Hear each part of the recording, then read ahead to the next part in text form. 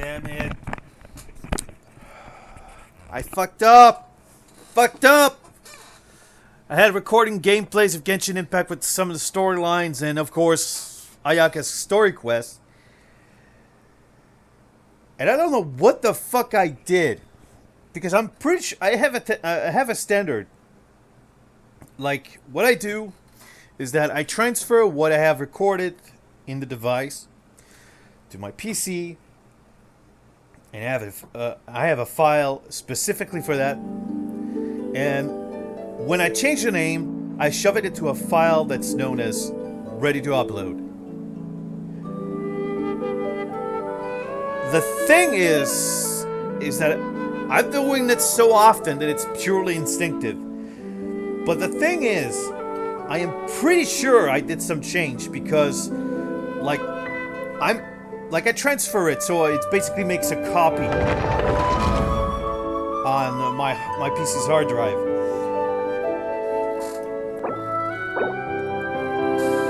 And I don't know.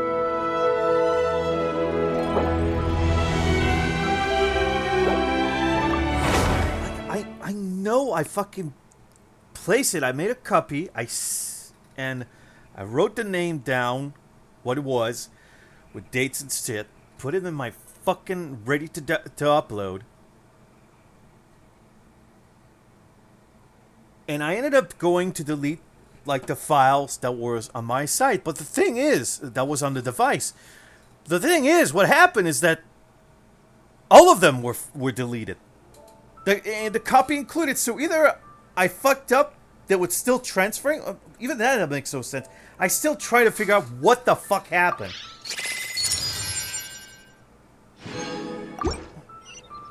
So I ended up, I have a huge chunk that skipped. And it pisses me off. It fucking pisses me off. Because the thing is, you don't have the ability to replay story. You can replay stories, but in audio form. Only in audio form.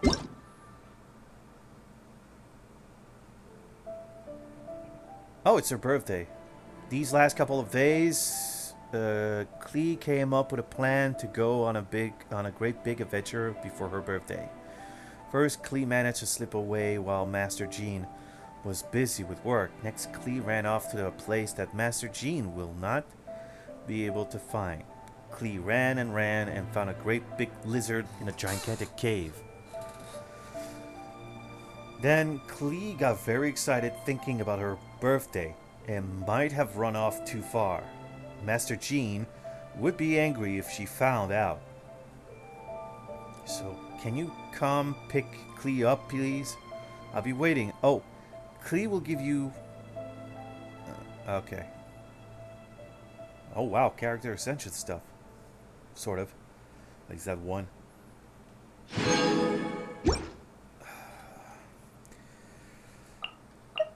This is the sad part. Like, when it comes to story...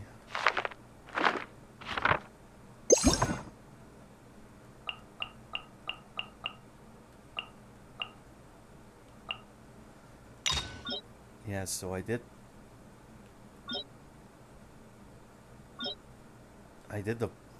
these things.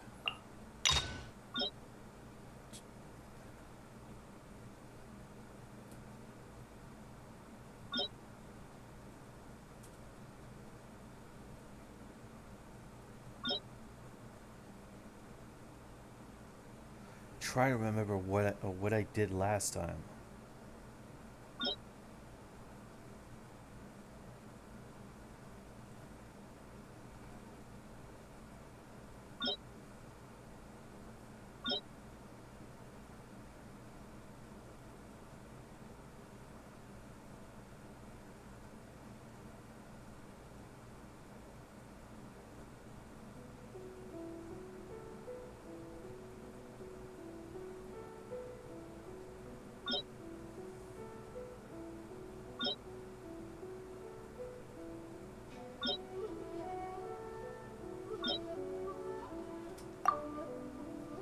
According to the letter, this should be the place.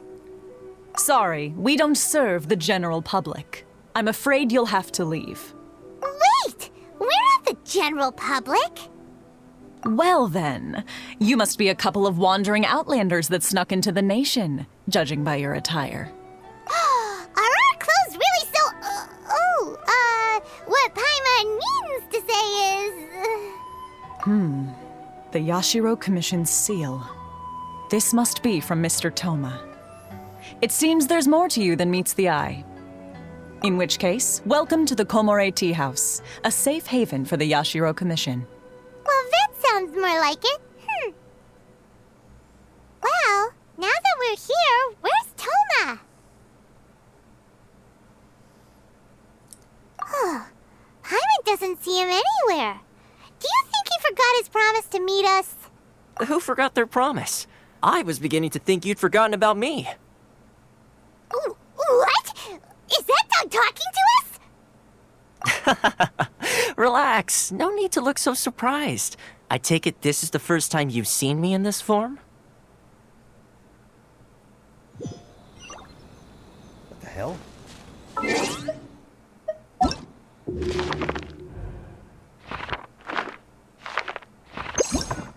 I'm really hoping like they do have like they do the same thing as I would say.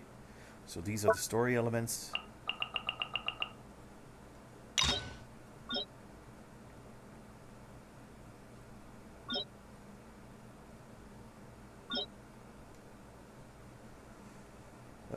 You know, why the whole thing thing.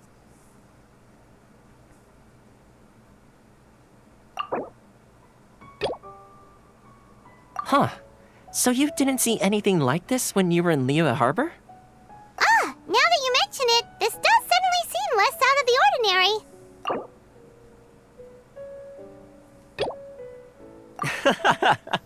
Alright, I've had my fun. Hey! You're this close to getting an ugly nickname, mister! Well, I've had some time to kill, given that I've been waiting here for you for so long, as was the case in Rito. So I came up with this little fun greeting for when you arrived. But in all seriousness, I would like to apologize about that little test you went through earlier, though it was quite necessary. It helped us determine whether or not to bring you before Miss Kamisato, and whether you had the courage to face the lightning alongside us. Don't think that Paimon's gonna forgive you just because you're getting all serious now. Sorry, did I overdo it? My apologies.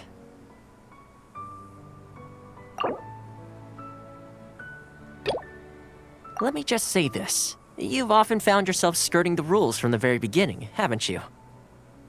Naturally, this is due to your unwavering and resolute determination. A long time ago, we had a friend who was much the same, but when the lightning struck... so you've heard of his story. His light still burns all the more brightly. Yes, of course. I will bring you to the Kamisato residence where the Yashiro Commission is located. But before that, there is one other place I was hoping you both would accompany me to. Oh? Where? I would like you to come with me to the statue of the omnipresent god. It's still under construction now, but you can already see it from practically anywhere on Narukami Island. This area sure feels gloomy. People probably don't come here often, do they? Huh? Are Paimon's eyes playing tricks? Or are there things embedded in the statue? Visions. Visions? You mean all the visions that are collected from the Vision Hunt Decree are put into this statue? So you've already heard of the Vision Hunt Decree. Before I try to explain, I should perhaps remind you first that Mondstadt is the city of freedom, and Liyue is the city of contracts.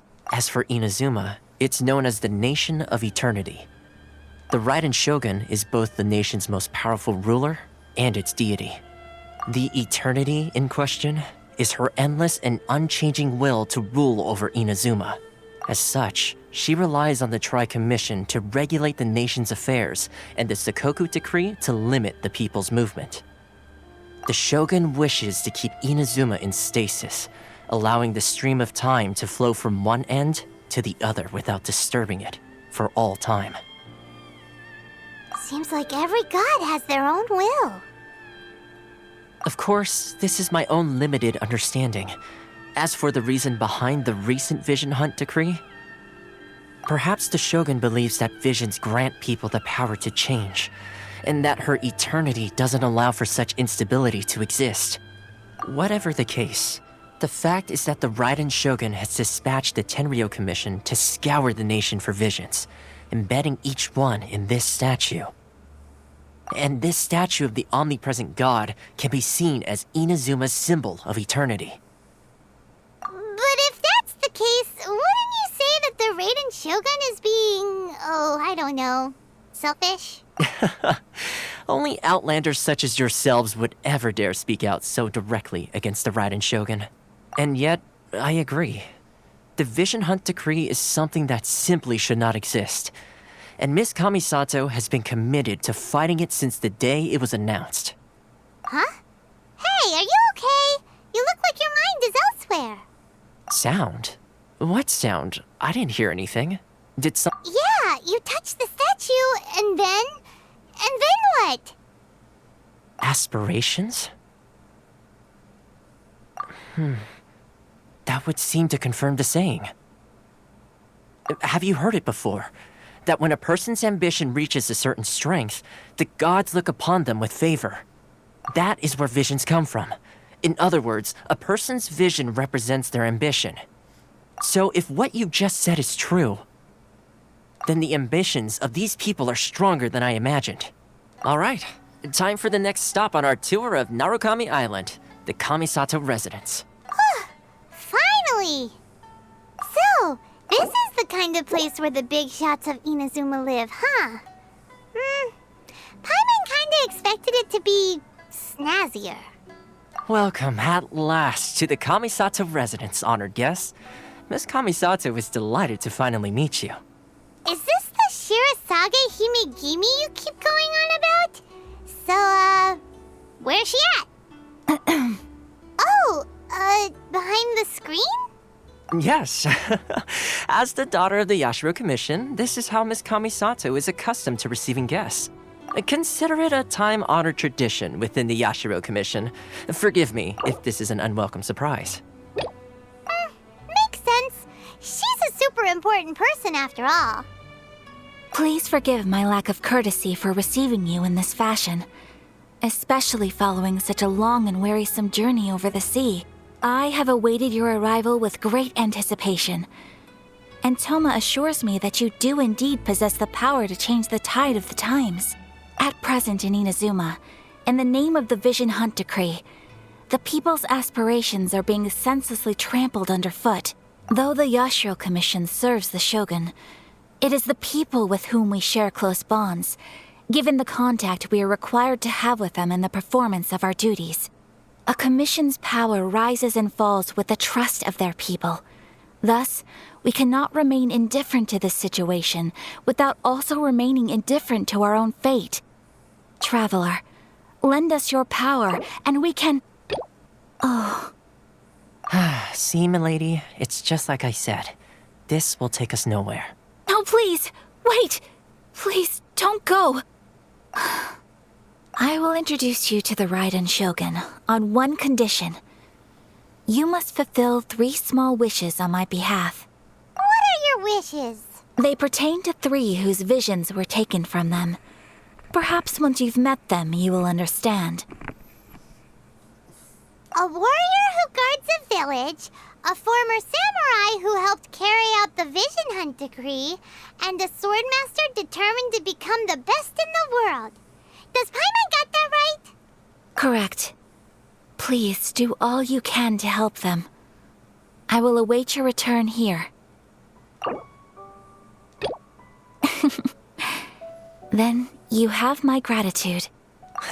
I'm sure you'll do great.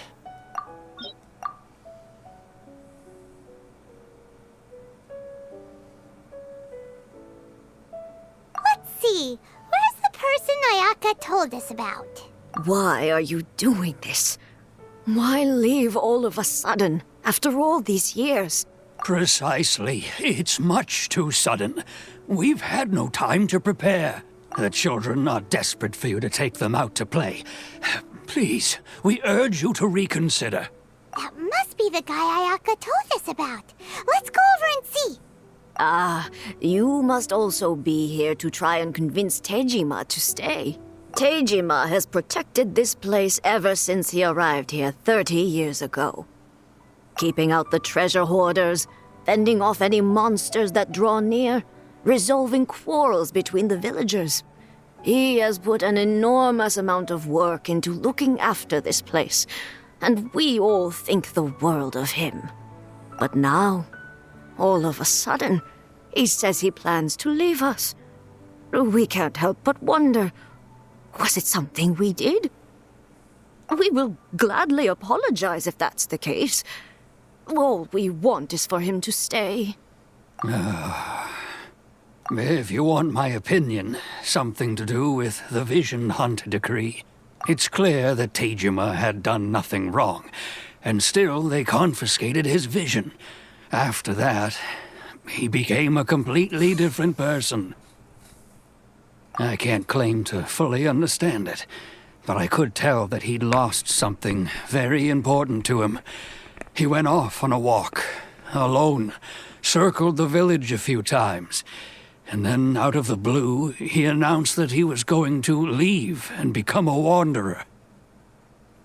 Truth be told, we aren't sure whether trying to keep him here is the right thing to do, but equally, it doesn't feel right to let him leave when he's in this state. He's a lost soul. Seems like he's a well-respected guy around here. You must be Tejima. So what's made you want to up and leave all of a sudden? Me? It's not a question of why I want to leave, but a question of what reason I would have to stay. True, but that's not why I chose to stay here. And what made me want to come here 30 years ago? And why have I never wanted to leave in all that time? I don't have answers to those questions because I can't remember anymore. Ever since they took my vision away, it's like a slice of my memory is gone. In the past, I knew I wanted to stay here. But whatever resolve I had then, it's gone now. So I thought, what's to stop me from moving around instead? The emptiness inside me will be there either way. Okay. Well, in that case, if we help you rediscover the reason you chose to stay, you won't need to leave anymore, right? But if you can't remember anything, it's not gonna be easy. Oh, maybe if you just try a little harder to remember, then it'll all come flooding back? Oh, that reminds me. Last time I brought Tejima some fruit, I do believe I saw him writing in a diary. I keep a diary? If you say so. I honestly can't seem to remember. Oh, yes, you do. And what's more, I remember you saying at the time that you wanted to make a note of a few interesting things. Things which would prove very important at a later date. Perfect! So if we want to keep Tejima from leaving, we just need to find his diary. It must be around here somewhere. Let's take a look. If you don't mind, we will leave you to find the diary. We should head back to the village to inform the others of Tejima's situation. This looks like Tejima's diary, all right. Let's see what we have here. Today, the villagers and I got together to cook dry braised salted fish. I messed up and burned mine a little, so I had to pretend that it was black snakehead instead. Today, I helped rescue a kid who had fallen in the water. After I pulled him out, he told me that his best friend Bamboo was still in the water. I searched the water the whole afternoon before finding out that Bamboo was the name of his pet crab. I went kite flying today. The string broke, so I chased after it as fast as I could. I soon realized I was never going to get it back, So I just found somewhere to sit and watch as it flew away into the distance.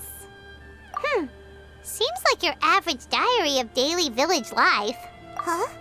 Wait, there's more! I went to pray at the shrine again today and stayed there a while. The Omamori you gave me has faded a little, but it is still my most treasured possession. Now that's the kind of info we're looking for. Time to pay a visit to the shrine. So this is the Omamori Tejima wrote about. Interesting. Looking at the color and the design, Paimon would have thought it belonged to a child. But anyway, if he had this with him all the time, there's a chance some of his elemental energy remained on it. Do you think that it might come in handy? Here we are. This seems to be somewhere that Tejima visited a lot. The soil looks like it's been disturbed. Maybe Tejima buried something precious here. Something that kept him in the village all these years? Must be something pretty amazing if it made him stick around for 30 years. Let's dig it up and take a look. It looks like a letter. The paper's gone yellow. Must have been written a really long time ago. Konda Village. Sounds so familiar. Where is that place again? So the reason Tejima came here was to wait for someone. But he's been here for 30 years. Oh, guess they didn't show up in the end, huh? Well, let's go give Tejima his stuff back and take it from there. Well, I'll be. That's certainly my handwriting. And I guess the Omamorian letter belonged to me too. But I have no memory of anything that's written in this diary. Still, it's clear that I was waiting for someone here, and that I chose to wait for 30 years. Over the years, I must have made a note of anything interesting. Anything that I could share with her when we were finally reunited. And just look at all the things that did happen over the years. The time has flown by so quickly. 30 years feels like the blink of an eye. How could I have forgotten something so important to me?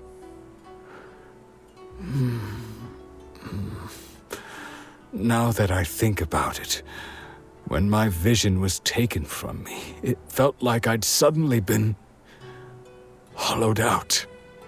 Love, regret, everything I felt for her, it's all disappeared. No, not especially.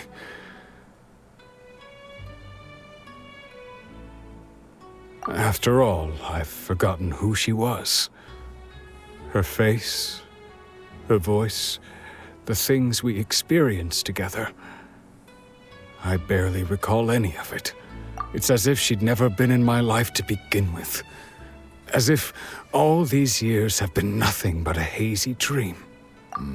I think maybe not. If this is something I waited most of my life for, I suppose I should carry on waiting. Whoa, what?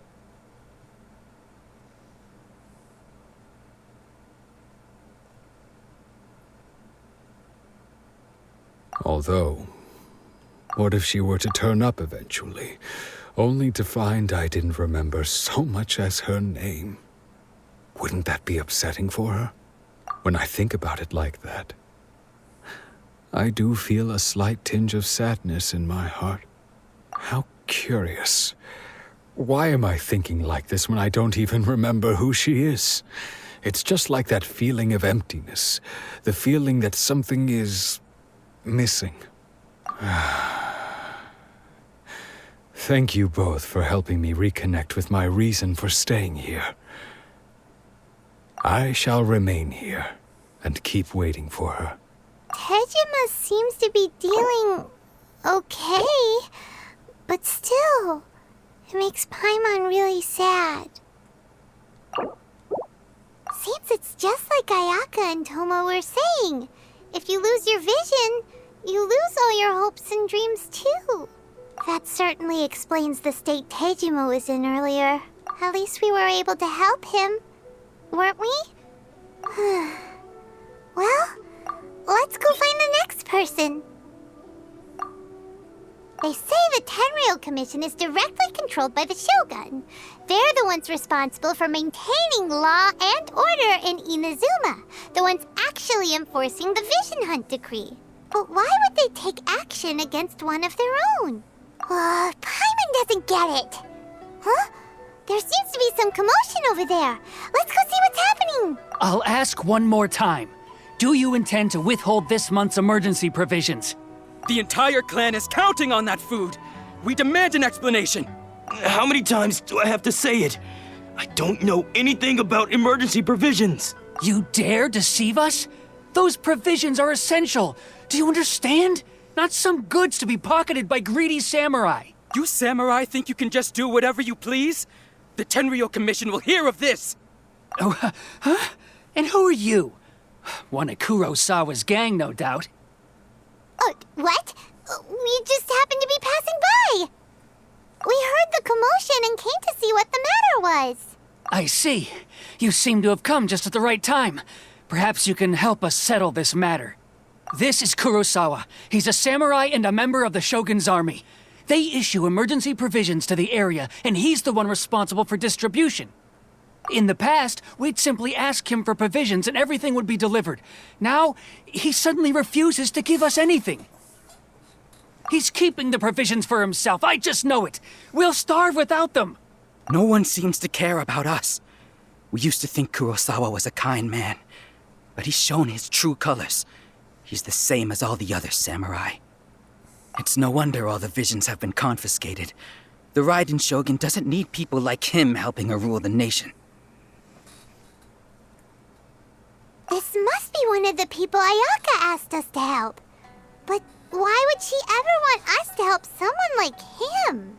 Maybe we should talk to Kurosawa and see what he has to say. I've never even heard of these emergency provisions. I don't know whether it's rumors or whether they're trying to blackmail me. But either way, it's ridiculous. If I was hoarding supplies, would I still be the poor man I am today? My own family can barely get by as it is. Now, if you'll excuse me, I've got other matters to attend to. And that's the first bit of truth I've heard all day. The Shogun's army told me that I was unworthy of my vision. And they said I was slacking off in my work. Apparently, I'd even disappointed the Raiden Shogun. And that's why they confiscated my vision. Well, that's strange. You were helping enforce the Vision Hunt Decree. Why would you be unworthy of your vision? To be perfectly honest, I don't seem to remember the details. All I know is that I would perform certain things every month. But I don't recall what they were. And it's not just that. I have this unsettling feeling, like someone owes me something. Does it have to do with the missing emergency provisions? I didn't take any. Like I said, if I was taking them for myself, I wouldn't be going through such hard times right now. To top it all off, my house was just raided by treasure hoarders, which is why I came here in the first place. I was chasing after them when I got held up by these two. If you don't believe me, go find the treasure hoarders yourself. If there were any emergency provisions to be had, they would have found them. He seems to be telling the truth. But we better confirm. Let's go round up those treasure hoarders and see what they have to say. We should be able to follow their tracks. They couldn't have gone too far. We really outdid ourselves this time. All those samurai houses packed with goods, we really hit the jackpot. I mean, besides that one house. You haven't seen anything yet. There'll be a lot more where this came from. Today's just the beginning. I'll be leading you all on an epic journey of pillage and plunder that will go down in hoarder history. You demand, boss. These seem like the treasure hoarders we're after. Let's teach them a lesson. Oh, there goes all the Mora. We worked hard to steal that, you know?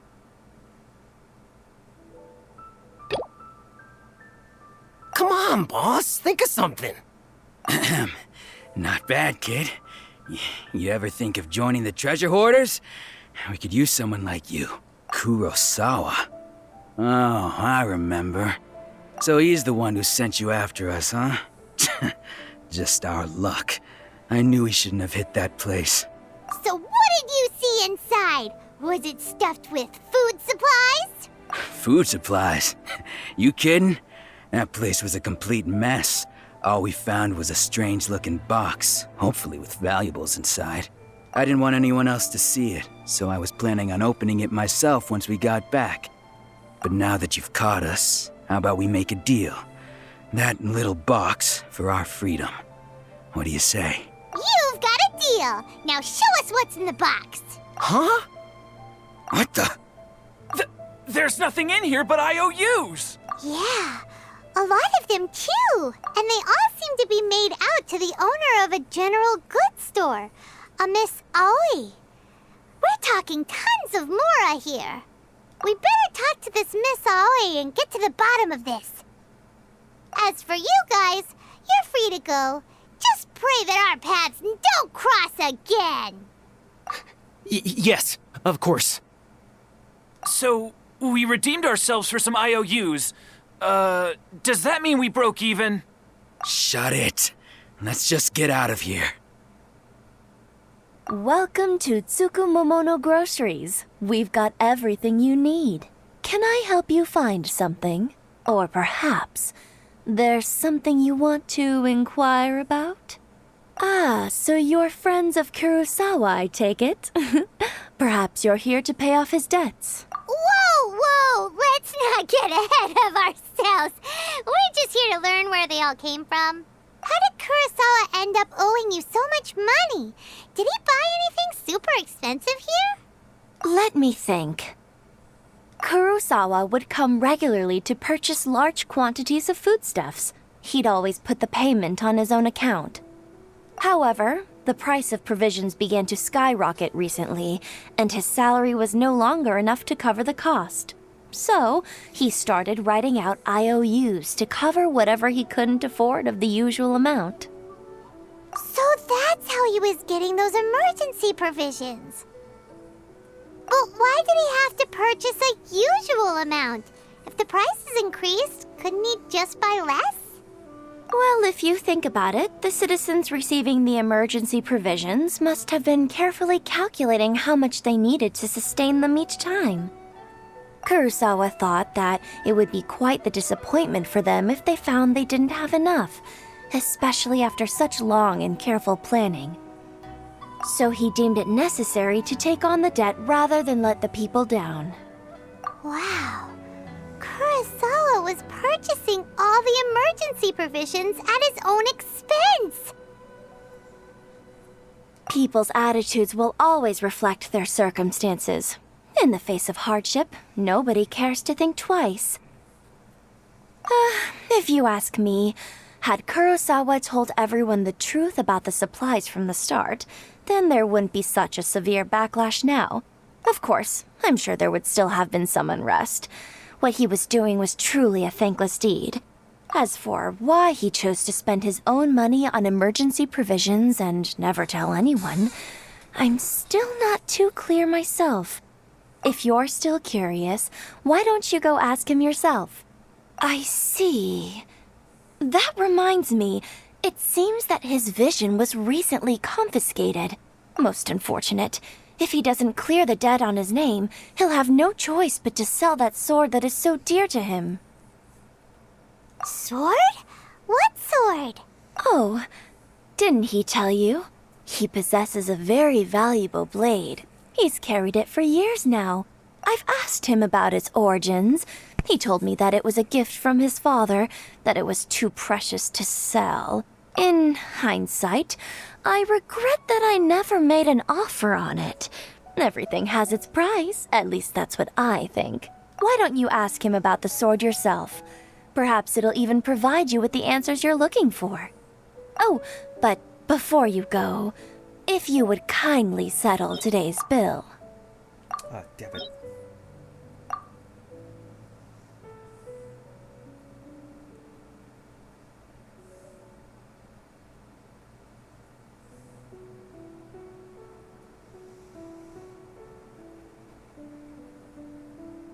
bit of a pain.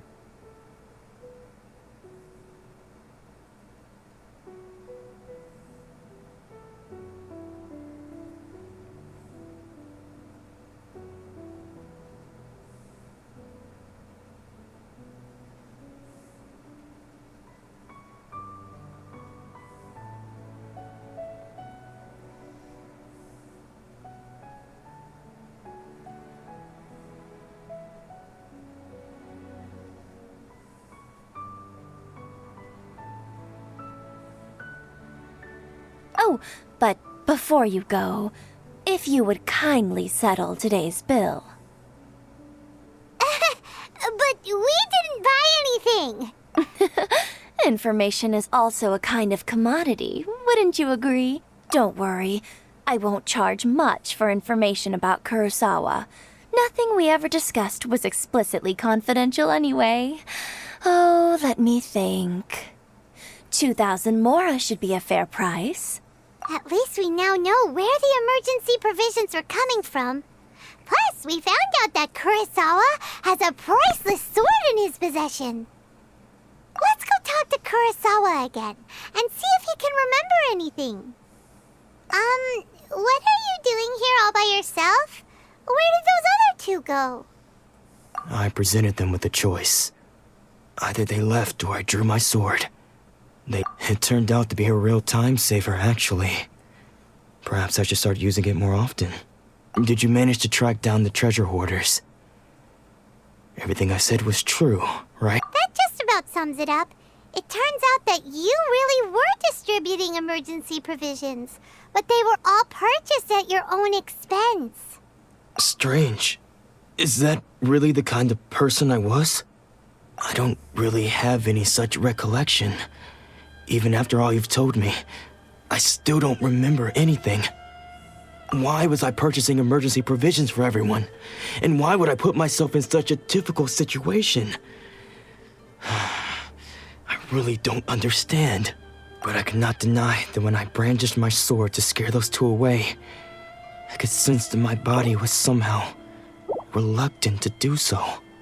And this sword was once wielded by my father. I remember once when I was young, I wanted to sneak out with the blade and show it off to the kids next door. My father ended up catching me in the act and scolded me severely. What did he say? I can't seem to remember that either.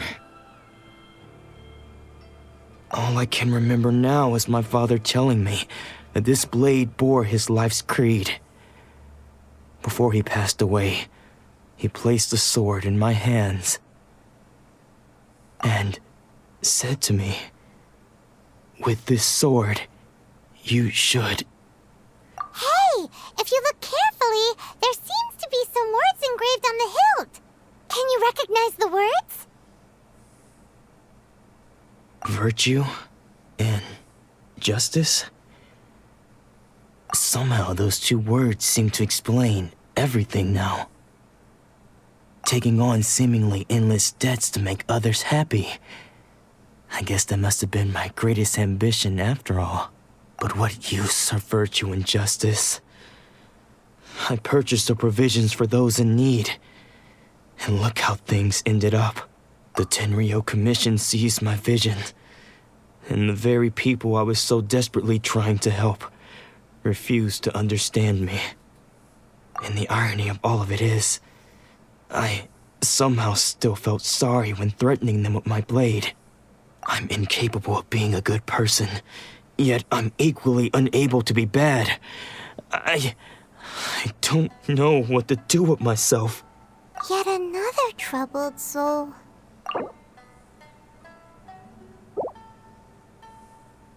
When we get the chance, let's speak to Toma about Kurosawa's debt. The Yashiro Commission would surely help cover his expenses. In any case, we must never let him sell off that sword. Yeah, seems like losing all ambition is a terrible experience. Fortunately for us, you don't have a vision. Let's go find the next poor soul.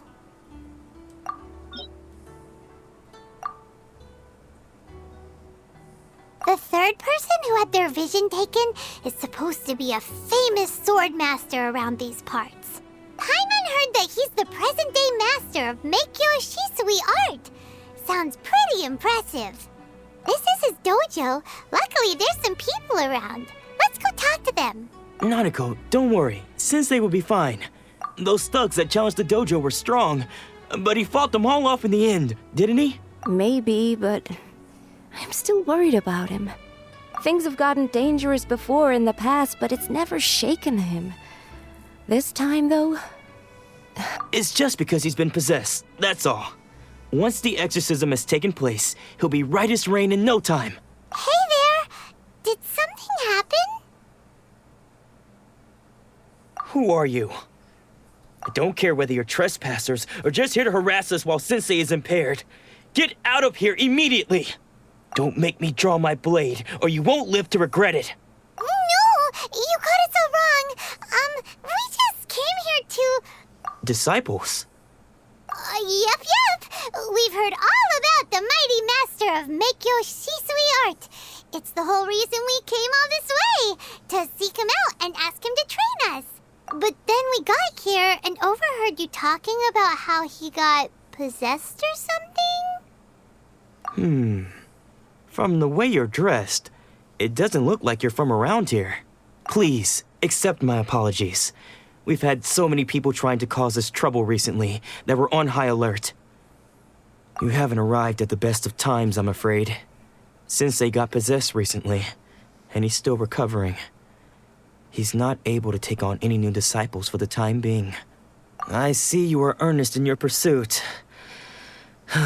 Okay, how about this?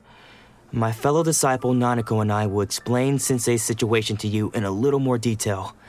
Then you can decide whether to stay or to leave. Sensei's name is Domon, a name I'm sure you've already heard. Though self-taught, he mastered the art of the sword to a high level. He then proceeded to defeat many other prominent sword masters, never losing a single fight. He once said that his goal was to become the best sword master in the world.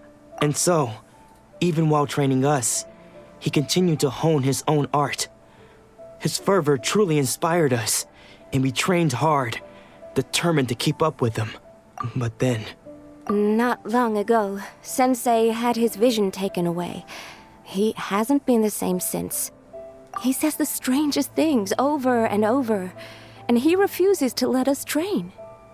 Junya and I have discussed it, and we both think that he's been possessed by an evil spirit. So we've asked the shrine maidens from the Grand Narukami Shrine to perform an exorcism. But if I'm honest, I still have my doubts over whether he'll completely recover. The Grand Narukami Shrine? What's that? You haven't heard of it? It's the largest shrine on Narukami Island.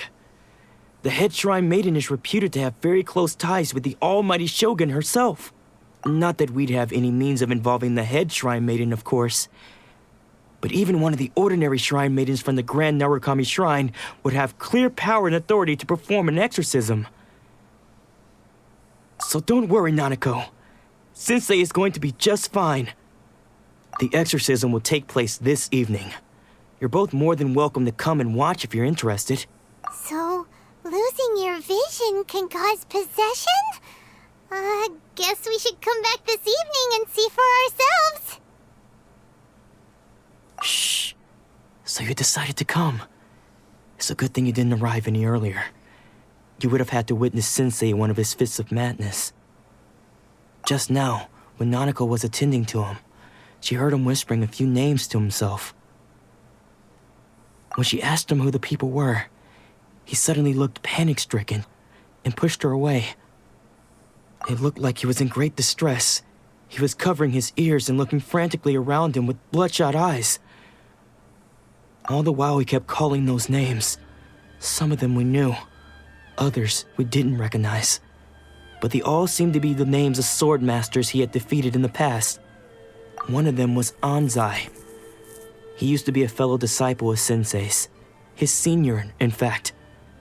But Sensei defeated him in a duel many years ago, and he has been a wanderer ever since. Sensei wouldn't stop calling his name.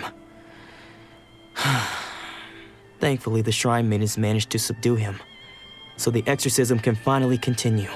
The ritual has now begun. All we can do is patiently await the result. Here's hoping Sensei will be back to his normal self very soon. Please, excuse me for a moment while I fetch some water. If he wakes up, he is sure to be thirsty. Huh? Who's that sneaking around? Uh-oh. Could they be here to mess up the exorcism? We won't let them get away with it. Come on, let's go after them. How did you catch up with me so quickly? Are you sure you're Domon's disciples? You move even quicker than he does. Unless... I guess it's been a few years. Maybe his skills have improved again. Excuse me? We're the ones asking the questions here. First off, who are you? And what are you doing sneaking around these parts? You seem like bad news, mister. Bad news? I'll have you know I trained side by side with Domon back in the day. Long before you ever showed up. I don't care to talk about that time anymore. But if you must know, I am Domon's senior. His senior? Wait, that means you must be... Anzai? Yes, that's me.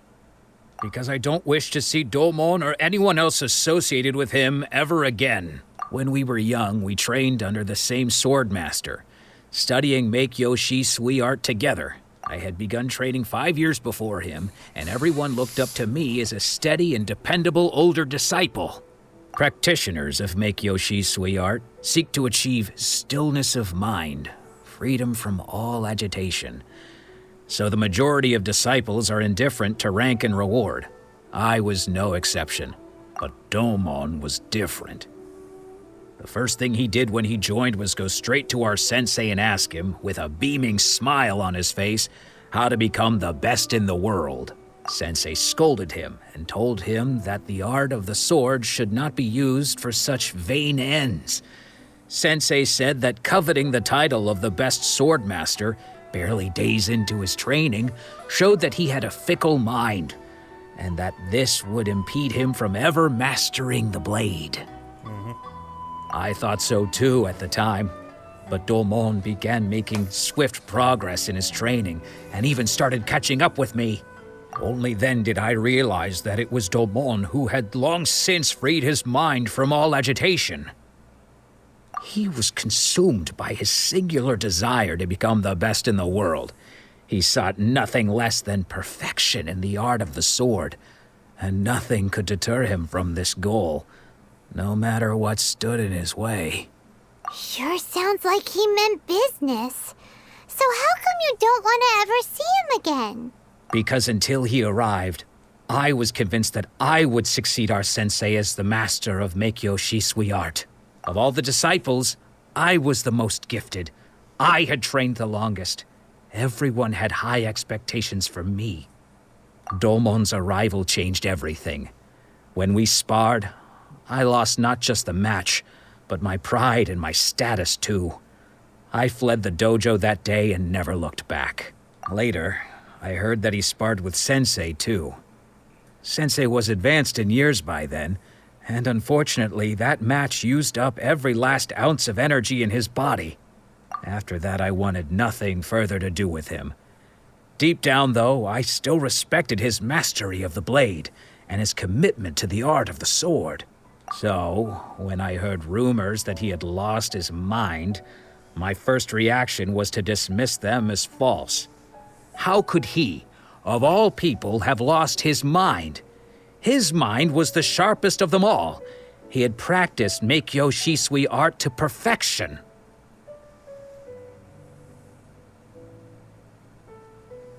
I decided to quietly come and see if it were true. Then, to my complete astonishment, I heard him call my name. I thought mine was a name he had long since forgotten. So you see, I came here not to cause him any harm. I just wanted to see for myself. Okay, you've heard my story. You should get back now. The exorcism is probably finishing. like we got it wrong this time.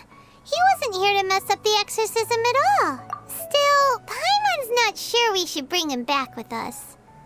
Let's go see how the exorcism's coming along. What? You're saying he isn't possessed? Does that mean he's just lost his mind? But how is that possible? No, I refuse to believe it. Something's clearly wrong.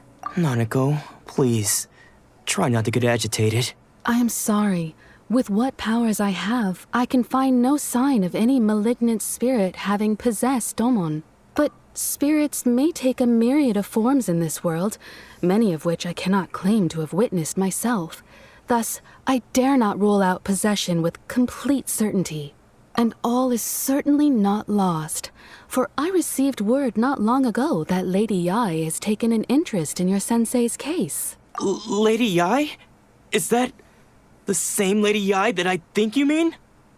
The head shrine maiden of the Grand Narukami Shrine? That's wonderful news! Then Sensei will be sure to recover. Correct. Lady Yai is most knowledgeable indeed, and has abundant experience in the exorcism of evil spirits and aversion of great calamities. I am unable to say for certain whether an evil spirit has possessed your sensei, but Lady Yai can give a conclusive verdict. Excuse me, Miss Inagi, but I must ask, should we prepare a greeting gift for Lady Yai? That won't be necessary. All that is required of you is your timely arrival at the Grand Narukami Shrine. Lady Yai does not like to be kept waiting. I must leave now, but we will meet soon at the shrine. I wish Domon a full and speedy recovery. Who'd have thought Lady Yai herself would have taken notice of our sensei's case? Do you mean to say that Sensei isn't renowned enough to deserve Lady Yai's attention? No, that's not what I meant at all. You misunderstand me. I just mean this is Lady Yai, the head shrine maiden. She has direct and close contact with the almighty Shogun herself. Anyway, you should join us too, tomorrow. Given that you've traveled all this way just to meet our sensei, we, the disciples of Meikyo Shisui Art, will do our best to help you. Sure! After all, everyone seems pretty excited about Lady Yai. We're curious to meet her too. Who knows? Maybe we'll be able to find out a thing or two about the Raiden Children from her. Do you think that's Lady Yai? Oh, no wonder Junyo is so excited. She has a really striking presence. Also, is it just Paimon? Or did she look right at us just now? It was probably nothing. It's not like she's ever seen us before. Keep away. Keep away from me. I gave up the art of the sword. Please, let me go, I beg you. As you can see, Lady Yai, Domon has persisted in this state for some time now.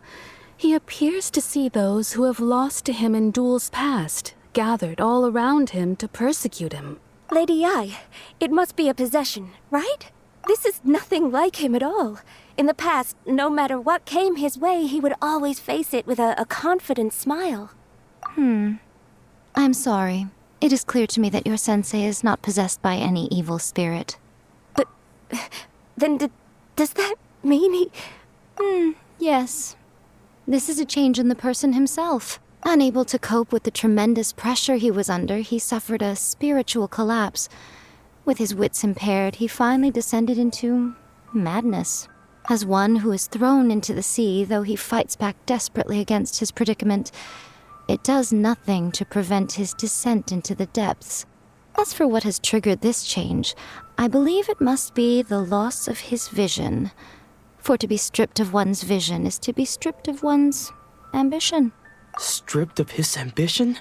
But Lady Yai, even without his ambition, why should he suffer such a dramatic change? How does that explain his descent into madness? Your school practices Meikyo Shisui art, does it not? Stillness of mind, freedom from all agitation. What a fine notion that would be if any in this world could ever hope to achieve it. There was once one who claimed to be indifferent to rank and reward, and who fled enraged when defeated by his junior. And then there was an aged swordmaster who was aggrieved enough that he crossed blades with a disciple he himself had taught. Then, what of the one who crossed blades with his own sensei and beloved fellow disciple, and defeated them both? Can one truly remain unagitated, of still mind in moments such as these? Lady, I'm not sure I understand. The path of the swordmaster is filled with twists and turns. It is no small undertaking to pursue the position of greatest swordmaster in the world. It requires one to take their sword firmly in both hands and cut down the hopes and dreams of others, even those of one's closest companions. Only a deep commitment to his ambition to become the best made it possible for him to rise above the pain of these encounters, to focus on the way ahead. When that ambition disappeared, he began to doubt himself. As he battled his growing anxiety, he slowly descended into the state you see him in now. Much like a certain fatally flawed friend of mine. Poor Sensei. To think he's been suffering so greatly. I'm sorry. It's all my fault. Father, Sensei, Ansai. That's enough. Huh? Isn't that Ansai? Where did he come from? Did he follow us the whole way here? Ansai, why are there two of you? Is that you or a ghost? You're here for revenge, aren't you? I knew it would come. I never should have. You're right to assume that my feelings towards you are far from kindly. But I didn't come here to settle a score. It's been so long now that I made peace with it years ago. You did nothing wrong that day. I couldn't face the humiliation. That's why I ran. I don't think most of the people you beat along the way would hold it against you. On the contrary, when you cut our ambitions short, we entrusted them to you, in the hopes that they might carry you further. Now I know that we can't place our hopes in you any longer, since you've been stripped of your ambitions too. But that is no reason to strip them of theirs.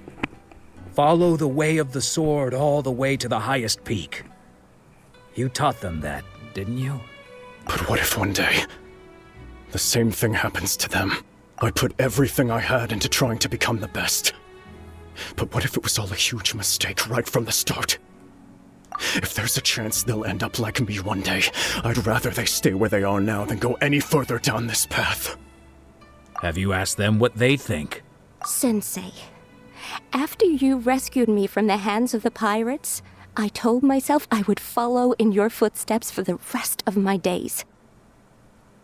I can't know whether I will suffer in my future as you do now. All I know is that here and now, in the present, I wish to continue. I want to keep going until the day that I can stand before everyone with my head held high and announce that I, like my sensei Domon before me, am a master of Meikyo Shisui art. Nanako's far from the only one. Actually, all of us think that way. Goodness. Well, You see? You can place the ambition you once had in their hands. Being stripped of your ambition is something that's never happened to me, so I can't claim to understand it. But I do know what it feels like to have your ambitions crushed. That's what happened on the day that you so effortlessly defeated me. So, just as I once placed my ambitions onto you, it is time for you to release yours into their custody. You are not in the same position that I was. When I left, I had nothing to my name. But you have a great number of worthy disciples. I understand. I'm sorry to have made you worry for me, and for the state of Meikyo Shisui art. I no longer have the resolve to become the best in the world. The emptiness and suffering inside of me will not abate, so I cannot hope to still my mind and be free of agitation. But as your sensei, I shall commit to imparting unto you everything I have learned in my life so far. This is my promise. and I humbly ask Anzai, my senior, to hold me to my word. You can count on that. I'd be checking in on you occasionally anyway, just to make sure you hadn't lost your mind again. But I am now used to the life of a wanderer. I do not belong in the dojo anymore, so I will simply stop by once in a while to make sure you aren't cutting any corners with them. Well, don't just stand there staring at me. Say thank you to Lady Yai and then get yourself back home. So even though his ambition was taken away, his disciples can take it over on his behalf. Guess that sort of solves this one, huh? Traveler, a moment, please. Lady Yai has some words for you. So, my intuition was correct. The wind that blows from afar carries fresh life to these shores. For us to meet now is premature. Nevertheless, you set foot on these islands at precisely the right moment. I have high hopes for you, child. Don't disappoint me.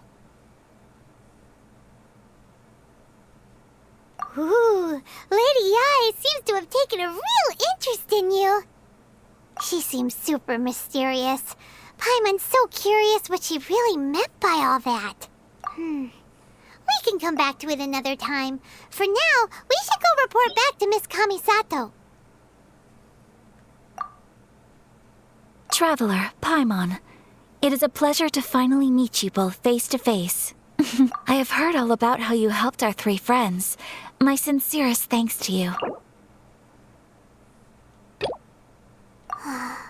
Yeah, short of getting them their visions back, it seems like there's no way to really help them. Ayaka, how come this time you get to come out and meet us in person?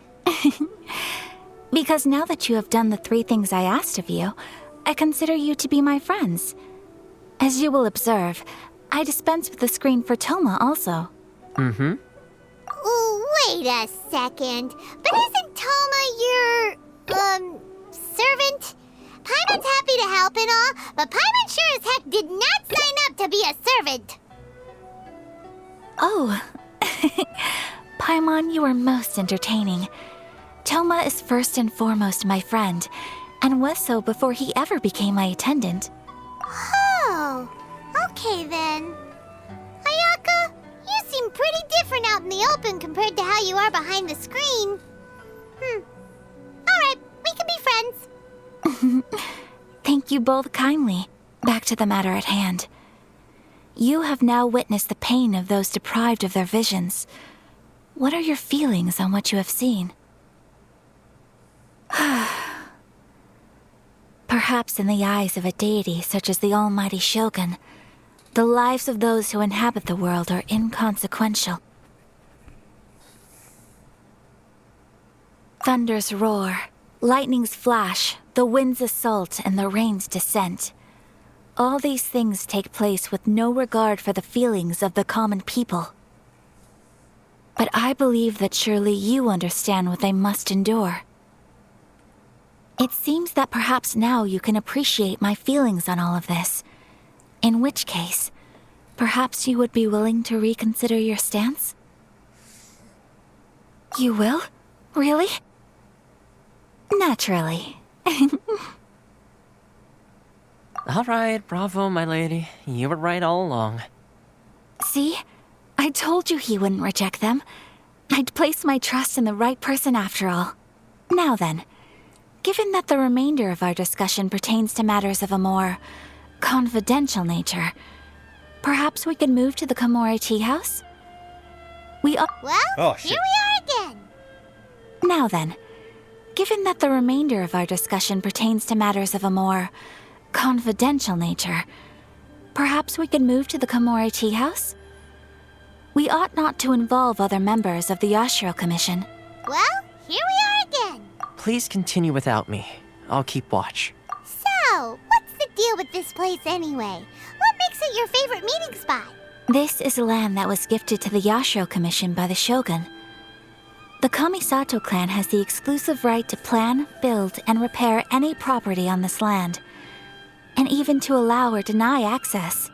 Such privileges exist due to the Yashiro Commission's role in managing ceremonial affairs. Oftentimes, it is not appropriate to discuss details in front of bystanders. Oh, Paimon gets it! Gotta keep a bit of mystery, right?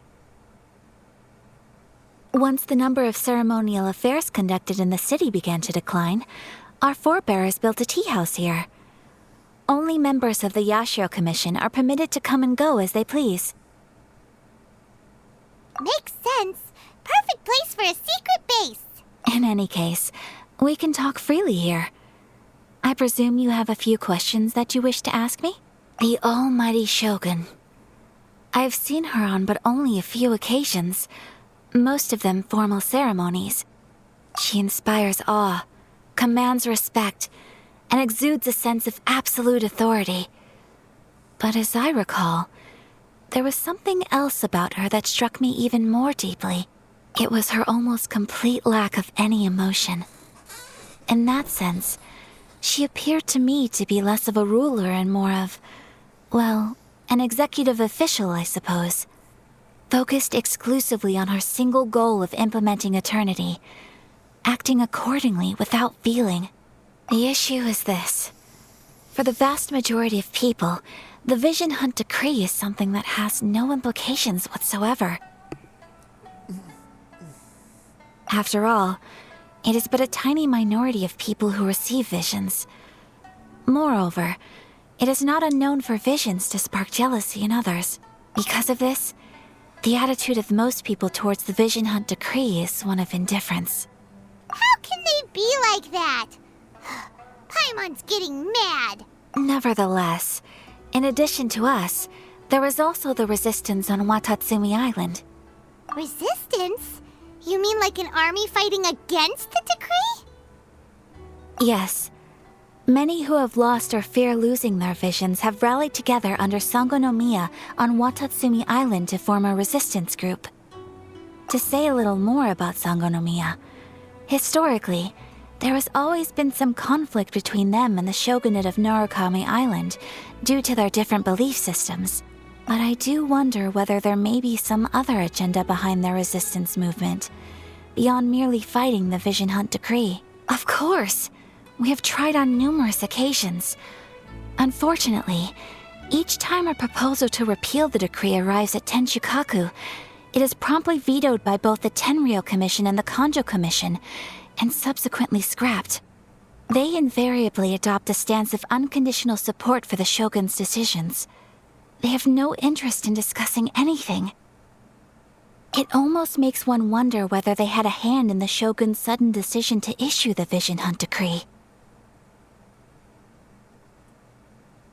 Ooh, Paimon has a question though.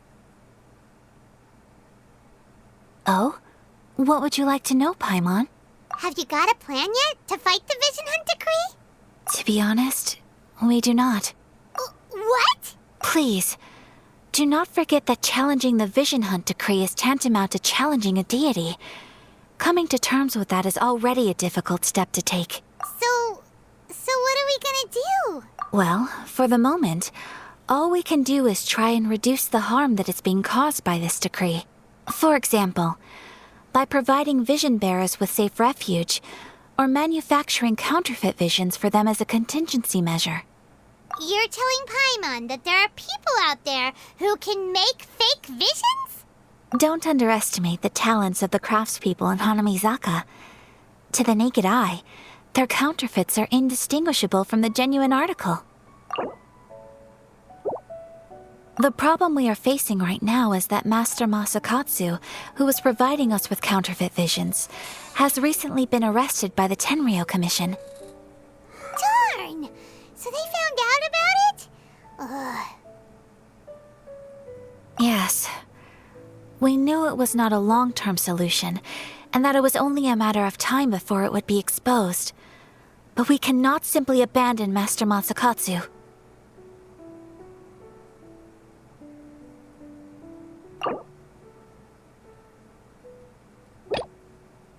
Exactly. I feel the same way. But given mine and Toma's identities as part of the Yashiro Commission, breaking him out of prison would risk dragging down the reputation of the entire Kamisato clan should we be caught. That would only serve to cast suspicion on any future activity we might seek to attempt.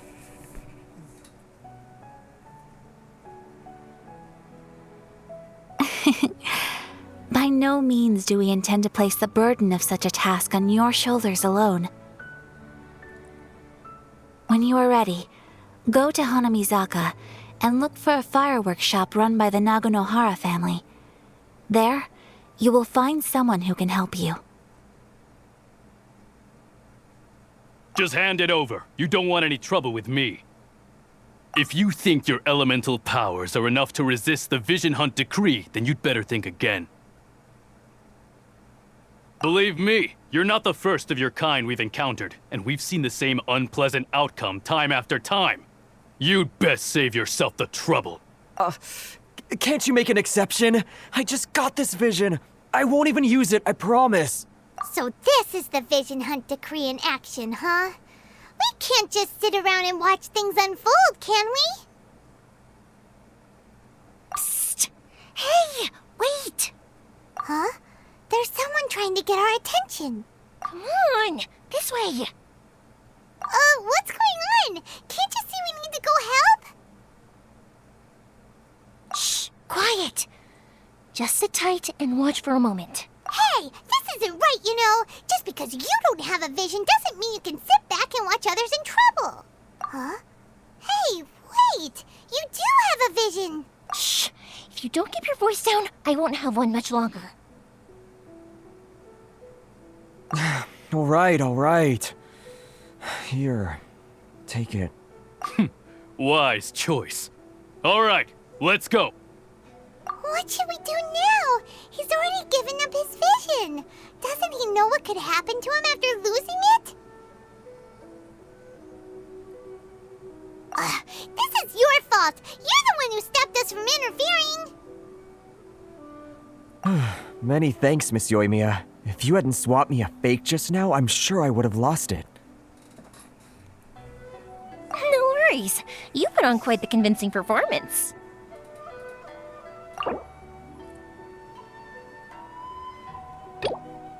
Oh, so that's what's going on here.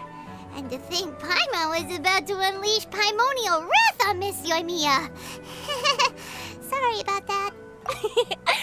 Think nothing of it. I could tell from your reaction we were on the same side. You just didn't know it, you know? Oh, right. Allow me to introduce myself. I'm Yoimiya, the current owner of Naganohara Fireworks. It ain't much, but it's honest work. Great to meet ya. Practically everyone on Hanamizaka knows Yoimiya. She's the queen of the summer festival. Without her and her fireworks, summer on Narukami Island just wouldn't be the same. Whoa, that's quite the introduction. Paimon loves fireworks. It's nice to meet you. Stop it, Hanjiro. You'll embarrass me. As for thanking me, you'd be better off thanking Master Masakatsu. He's the one that gave me the fake visions in the first place. His handiwork allowed me to keep my own vision. Whew, I can't even imagine trying to run the business without it. Yes, Master Masakatsu is a good man. It's too bad good people seldom get the recognition they deserve. Master Masakatsu? Huh? Do you guys know him too? You don't say! Then it sounds like the Shirasagi Himegimi has a plan. Awesome! I've been thinking about breaking him out too recently. But if I just march straight in there by myself, I'd probably get Miss Kamisato in a whole heap of trouble. So, what about if I join you instead? Sure, welcome to the team. Ayaka told us to go look for help at a fireworks shop. She must have meant you. Seems like I finally got a new job to do. Besides hiding vision bearers in my shop, that is. So, Master Masakatsu is being held at the police station.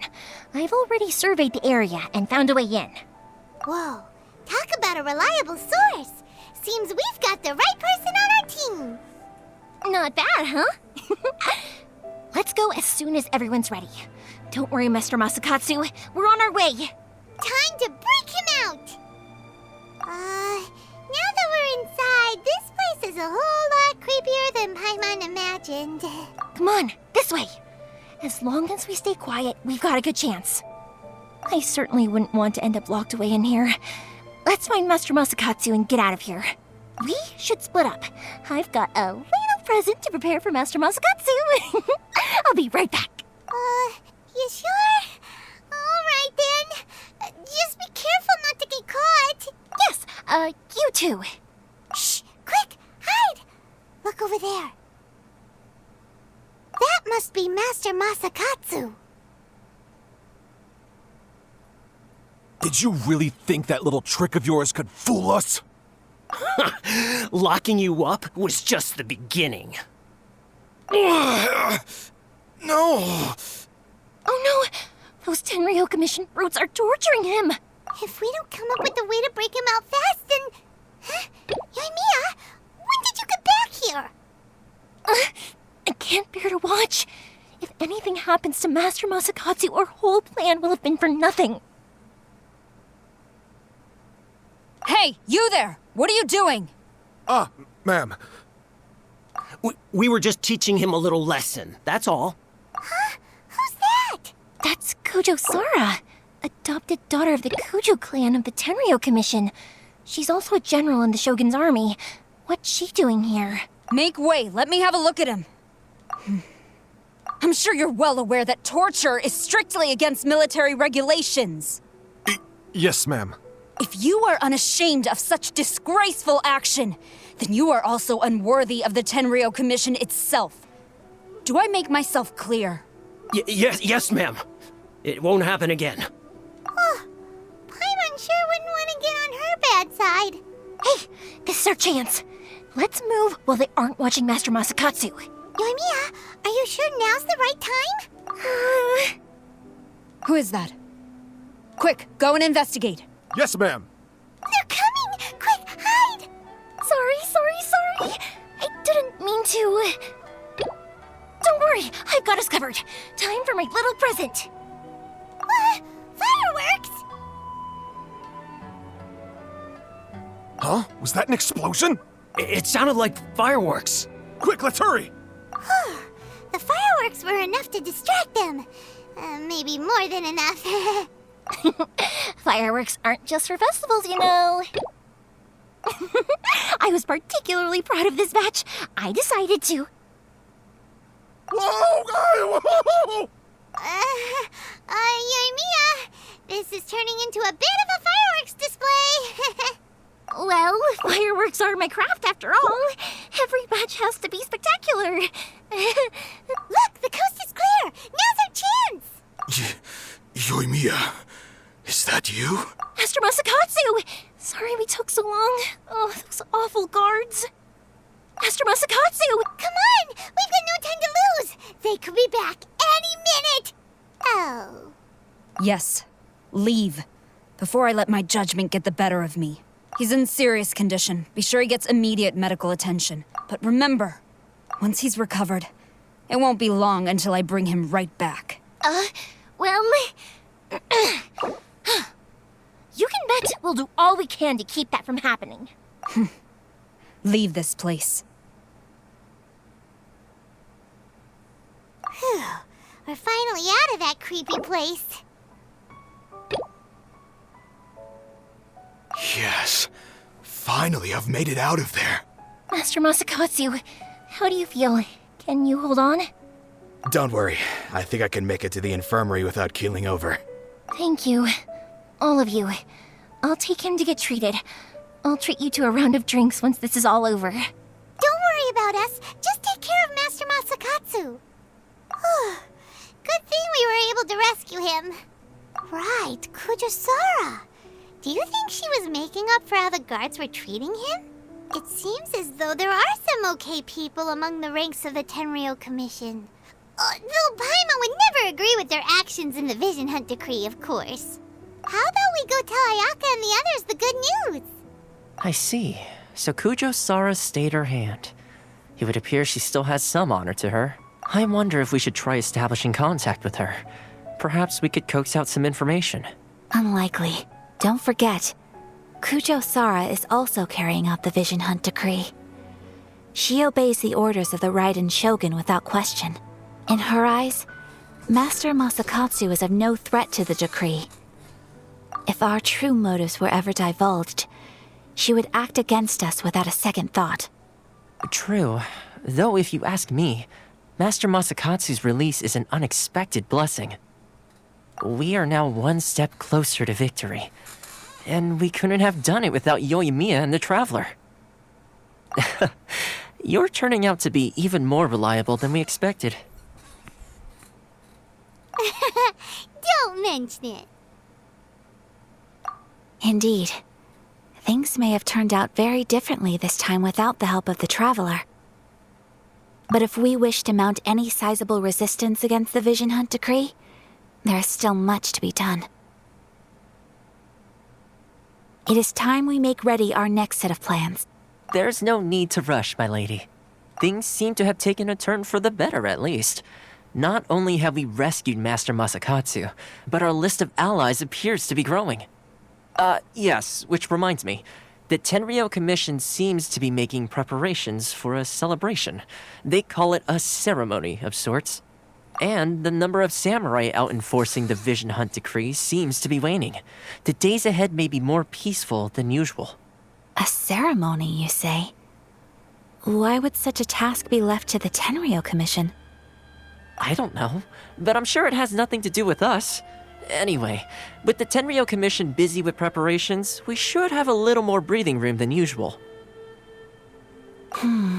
You do present a good point. Being in a constant state of alert will only tire us further. Perhaps a period of rest is in order. Toma, what would you suggest? I'd say a celebratory feast is in order. Might I suggest an evening of hot pot together?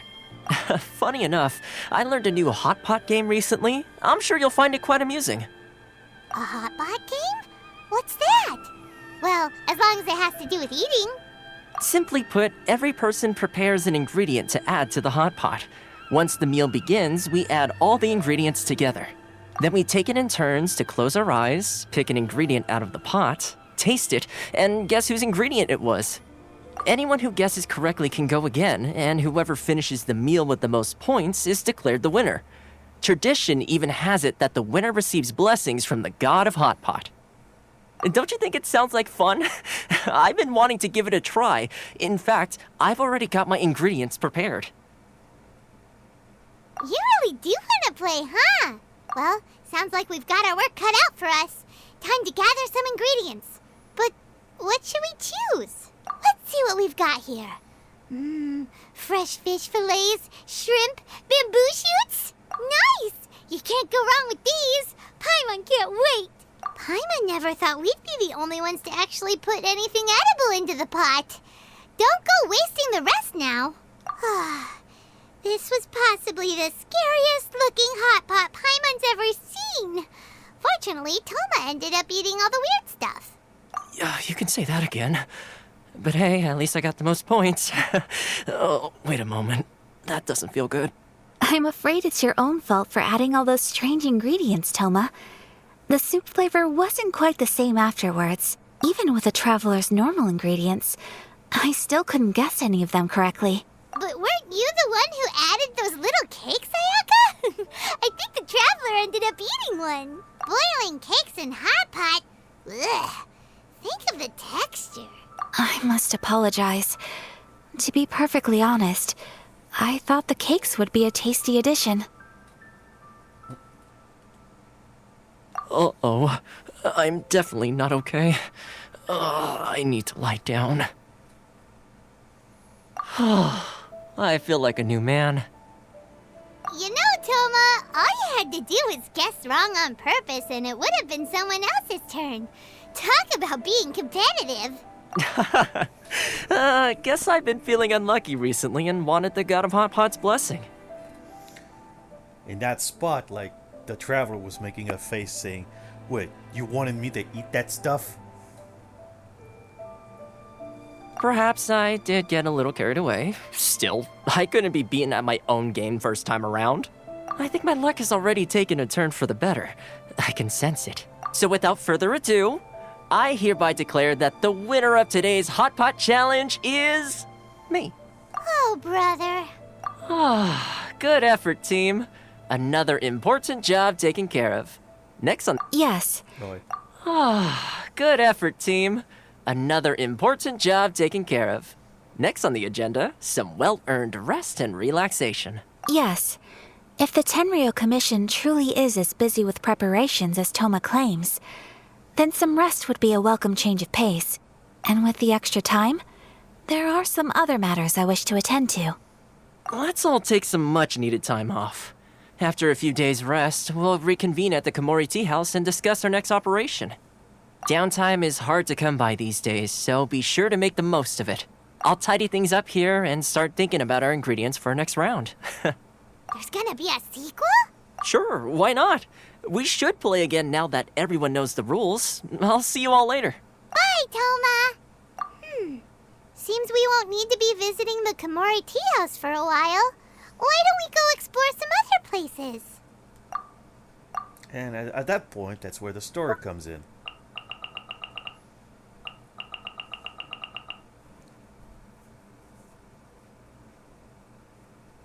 Got Amber, Kaya, Lisa, Racer, D-Look, Klee, Jean.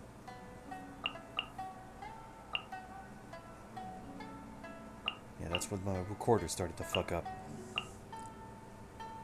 Got Mona, Lise, Eula, Jiangling.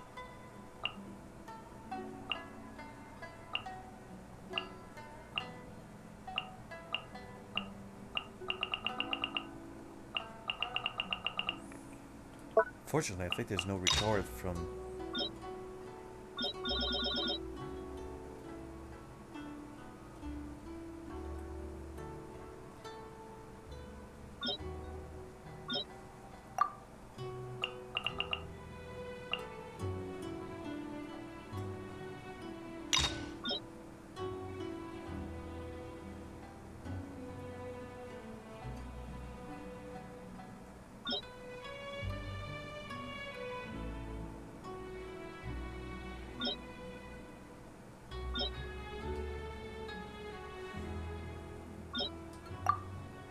Traveler.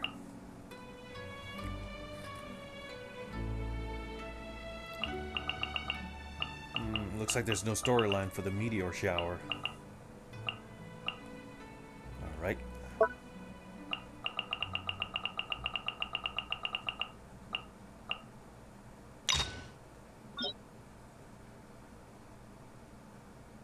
And that's her story quest.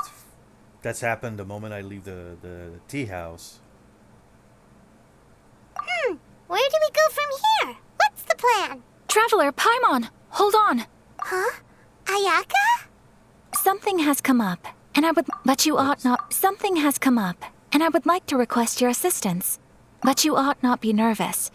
This is not coming from the Yashiro Commission or the Kamisato clan. It is my own individual request.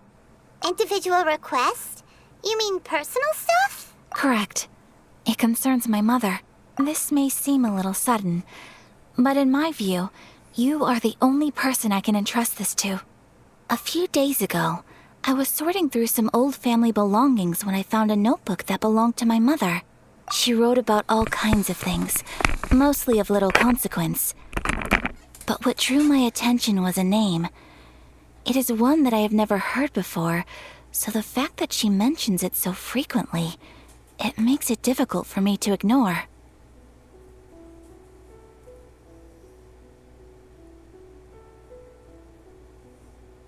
Probably your mom's best buddy, right?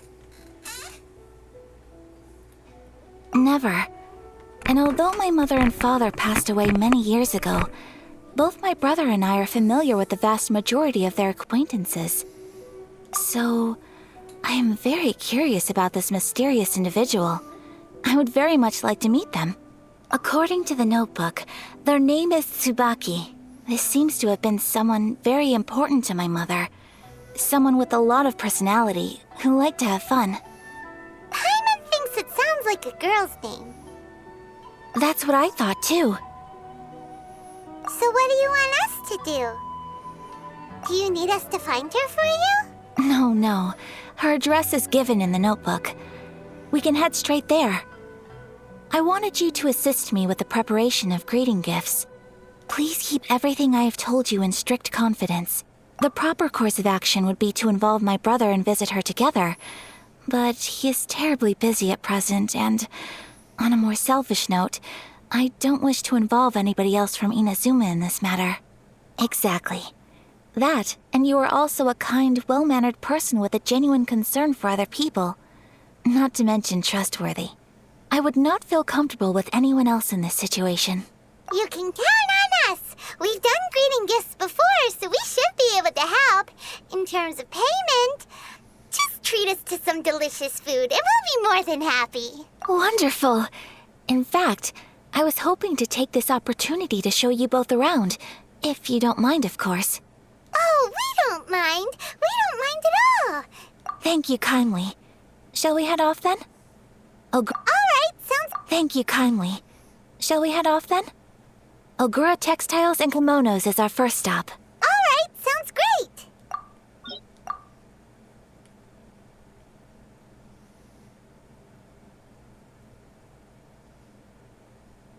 Okay, this one's longer. This must be... It's a festival promotion. Hey, speaking of, we haven't been anywhere fun since we arrived in Inazuma. No, what made you think that? Festivals are a common occurrence here in Inazuma. We in the Yashiro Commission are very well acquainted with these sorts of customs. Each season brings its own festival, and each festival in turn brings a fresh challenge to the task of maintaining public order. So, while festivals are undoubtedly joyous and lively occasions, for us, they are also a cause for concern. Oh, my apologies. I should stop thinking about work. This is hardly relevant to the matter at hand. This store here is the place I wanted to visit. Oh, so you weren't checking out the promotion? Well, let's take a look inside then. Welcome. I have all the latest styles. Please take a look. Oh, it's Miss Kamisato with guests from overseas. Welcome to Ogura Textiles and Kimonos. Are you here to purchase fabric or for tailored garments? Oh, greetings to you too. I have a design here for a garment. Would you be so kind as to take a look? Oh, Ayaka came prepared. Let me see. This could be... It could be... Oh, it's a very fine design. Miss Kamisato, you'd like us to make a kimono following this design, yes? Please, if you could. I'm honored that you'd choose Ogura Textiles and Kimonos for your tailoring needs.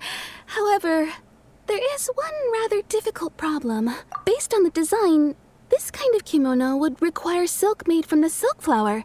The majority of Inazuma's silk is imported from Liyue Harbor, but given the current climate...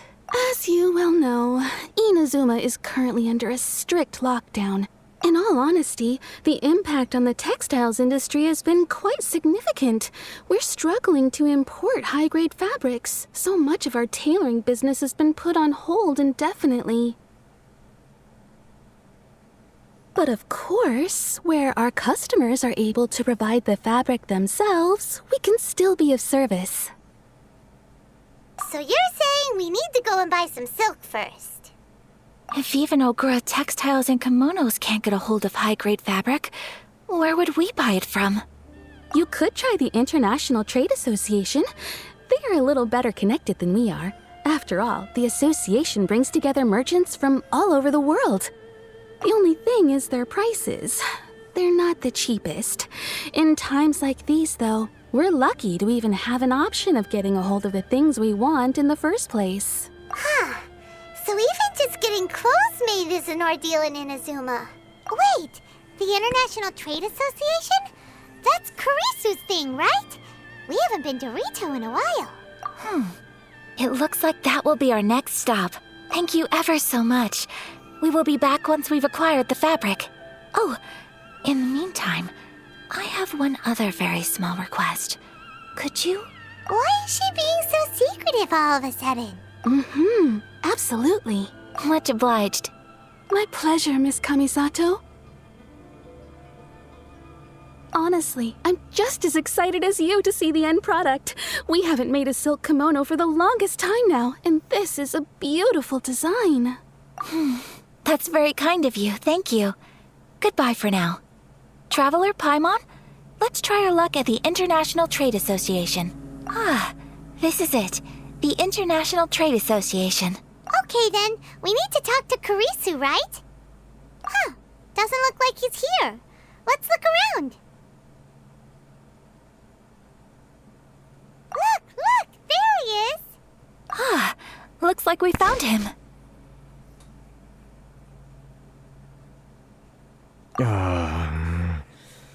What am I gonna do? Mr. Kurisu, are you alright? Oh, you're Miss Ayaka from the Kamisato clan. How do you do?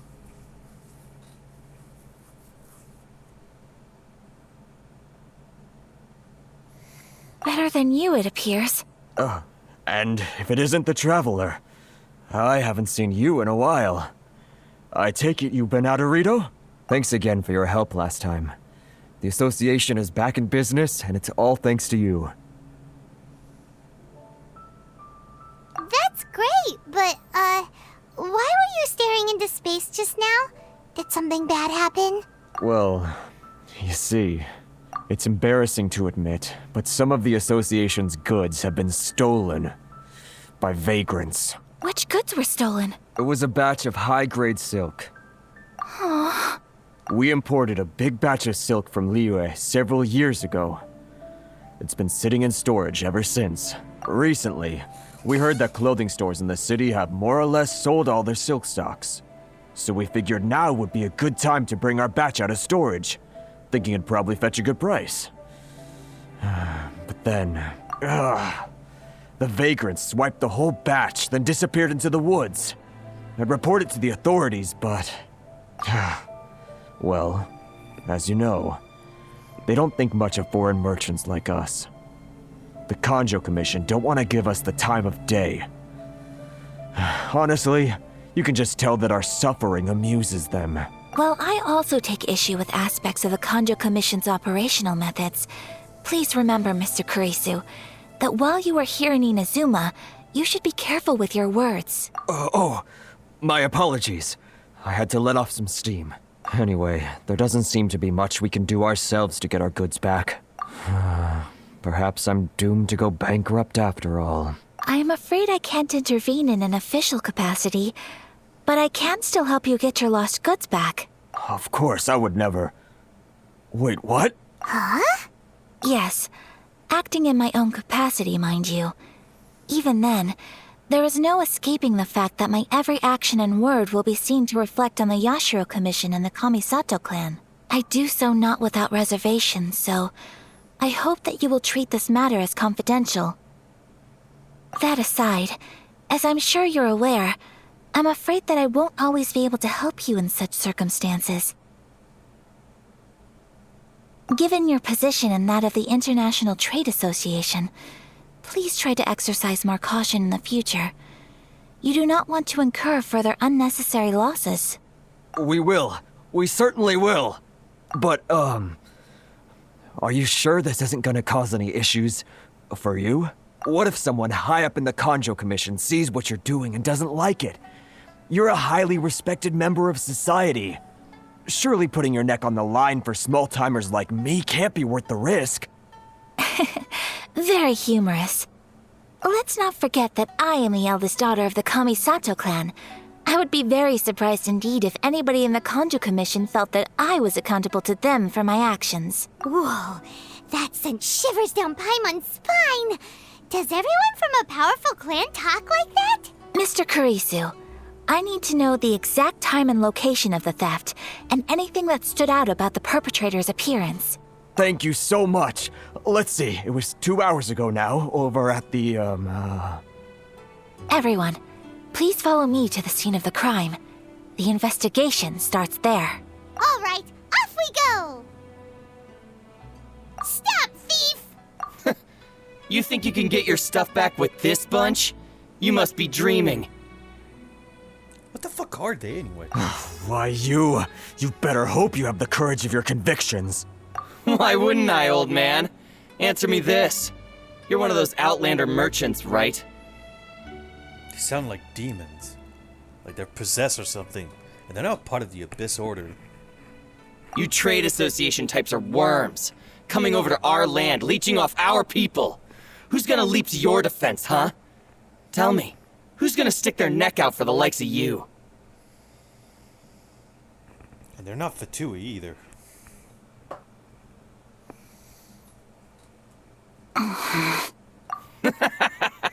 Look at that. No response.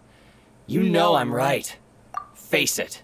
This is Inazuma. You've got no ties here. You're at the bottom of the pile. Can you really blame us for walking all over you? You are despicable. Hey! I just had an idea. Since you came all this way, how about we do some business? Business? Pay up. And you can take your fabric back. Sound good?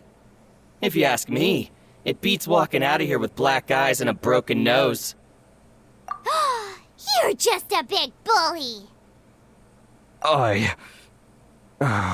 What choice do I have? Wait. Mr. Kurisu, please do not pay any money to this man. But... I trust you remember our agreement? If you keep your lips firmly sealed, I too shall uphold my end of the deal. Oh, yes, of course. Then please stand well back where it is safe. Now, it is time for me to honor my word!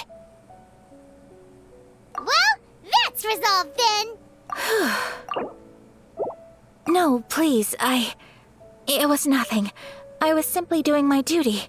Miss Kamisato! Traveler! Are you hurt? Don't worry, we're fine.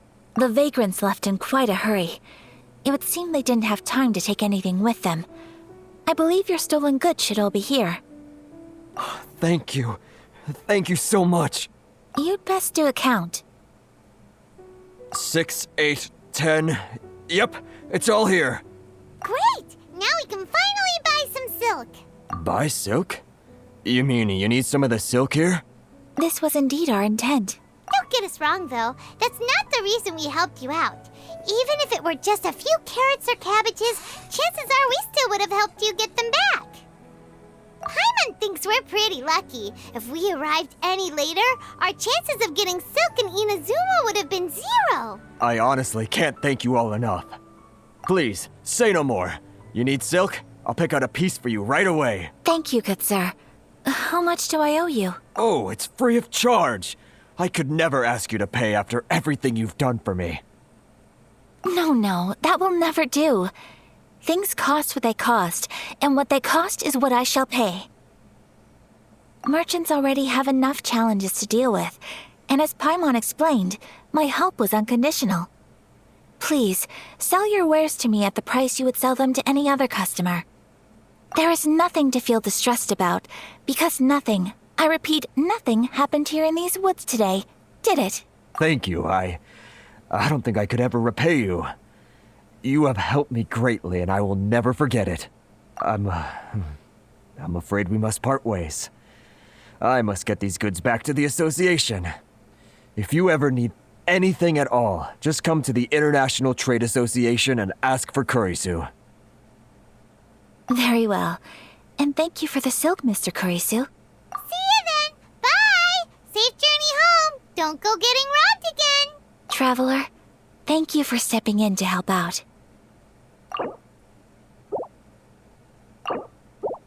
But how come those vagrants didn't seem to know who you were? They must move in completely different circles. Maybe they've never seen anyone from the Kamisato clan before. Perhaps. Either way, I'm glad they didn't recognize me. The fewer people who know what happened today, the better. It's not every day an important person like you helps out someone like Kurisu. It really shows what a great person you are. Oh, your praise is quite unwarranted. I merely did what anyone in my position would have done. I admit that it did feel strange for me to come to his aid. But this should have nothing to do with identity or social class. As far as I'm concerned, it was one individual helping another in need. I guess that deep down, I don't see how a society can be considered just when people encounter such obstacles in their livelihoods. Sorry, I'm getting off topic. Right.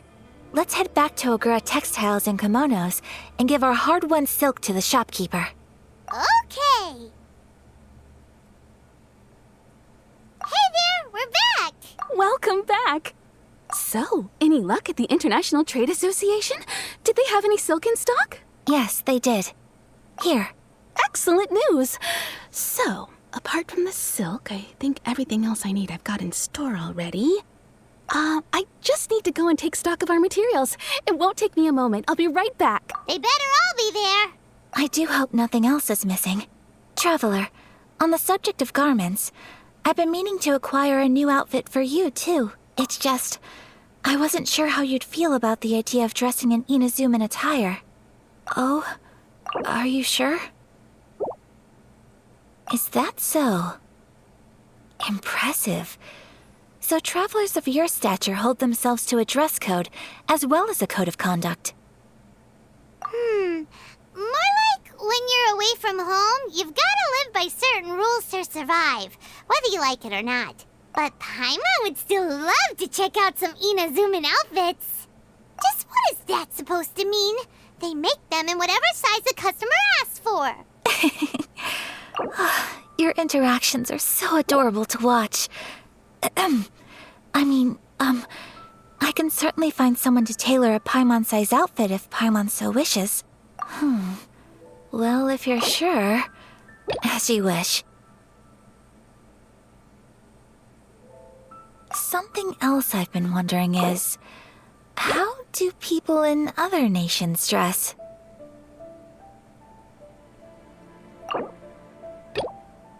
They sure do. Each nation has its own unique style. Traditional, fancy schmancy, casual, all very different, but each style is suited to its region. The study of clothing is a profound discipline, and I still have much to learn. When clothing becomes part of the expression of one's personality, even an extension of one's body, that is quite a wonderful thing. So I am not against dressing up. Far from it. Paimon agrees. You couldn't have put it any better. Paimon, you're so adorable that you could wear anything and it would look lovely on you. Wow! Paimon just got a compliment. Sorry to keep you waiting. I've checked my inventory. Thank you. Is there anything else you're missing? Fortunately not. I have all the materials I need. As for the size, would you like me to go by the dimensions given on the design? Yes, please. Understood. I'll get to work shortly. In total, that'll be this much. Here you go.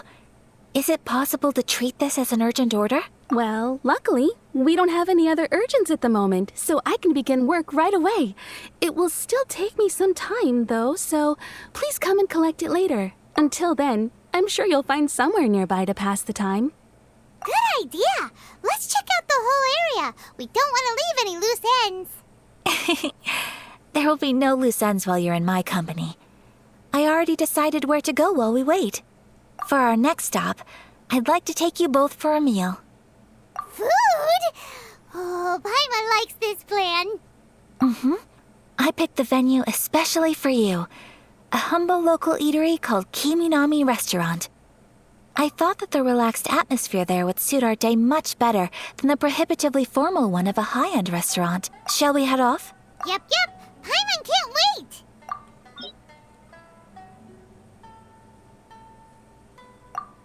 Are we here? Ooh, it's one of those street-side places. Looks cute and cozy. Welcome! Oh, Miss Kiminami, how do you do? Ah, Miss Kamisato. Perfect timing. Your booking was for... well? I believe so. We'll be sticking to the order I placed in advance. As for the other matter we discussed, thank you for your help. Excellent. No problem. And everything you asked for is ready and waiting. Traveler, tiny customer, please wait here for a moment while I prepare your food. Go ahead and take a seat. There is something I need to take care of, but I'll be back momentarily.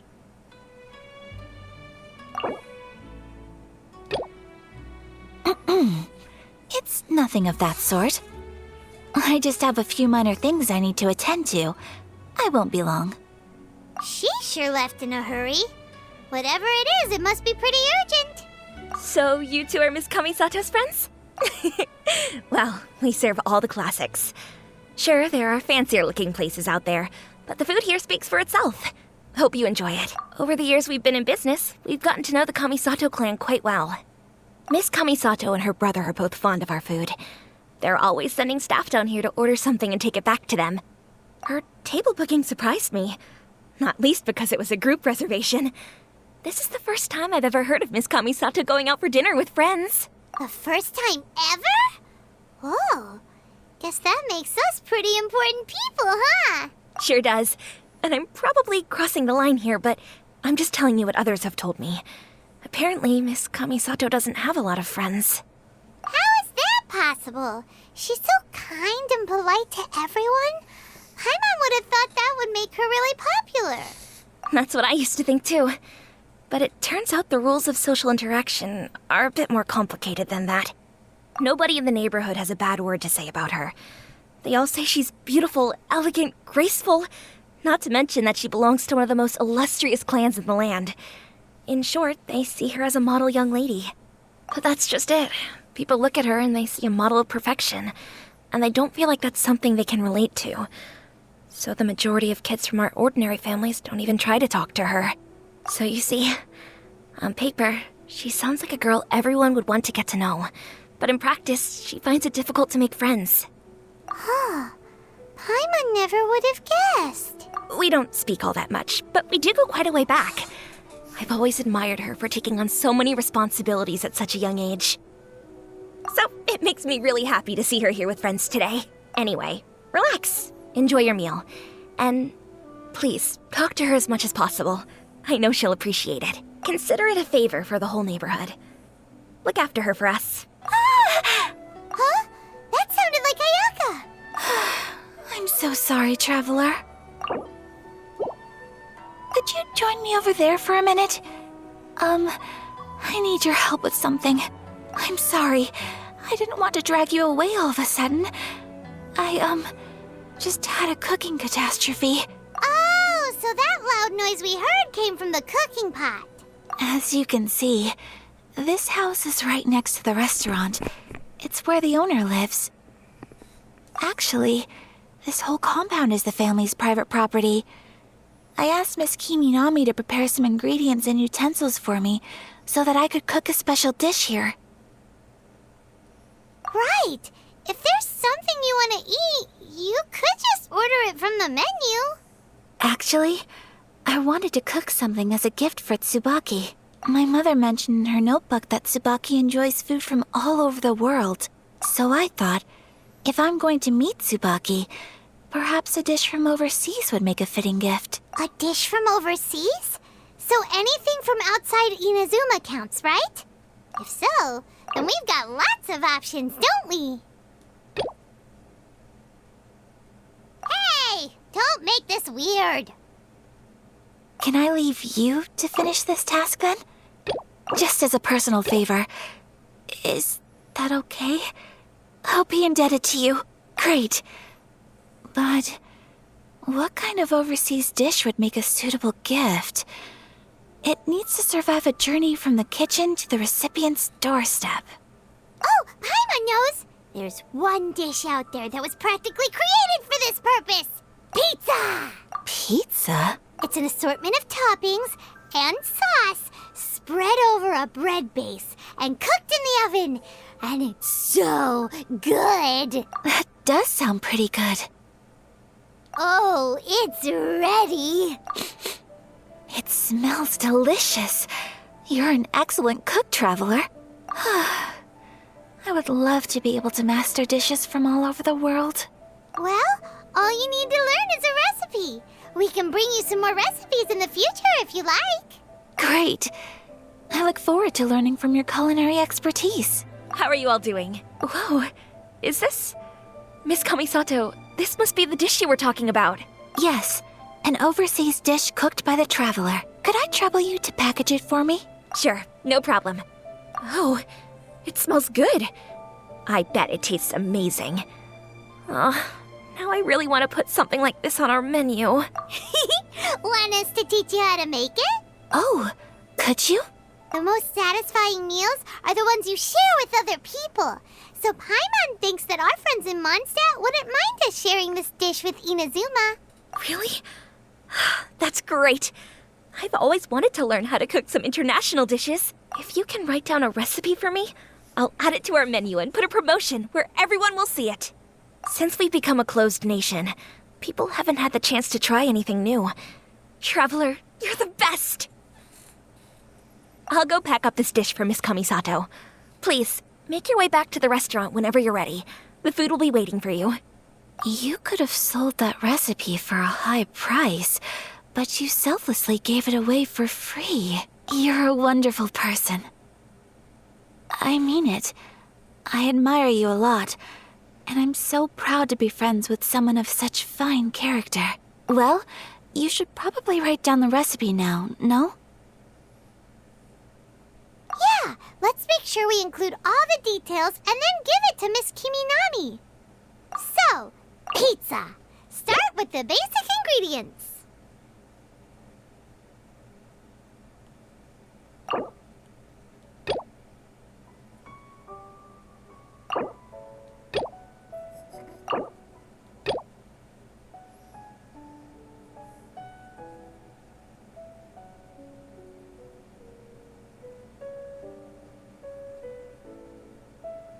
So, pizza.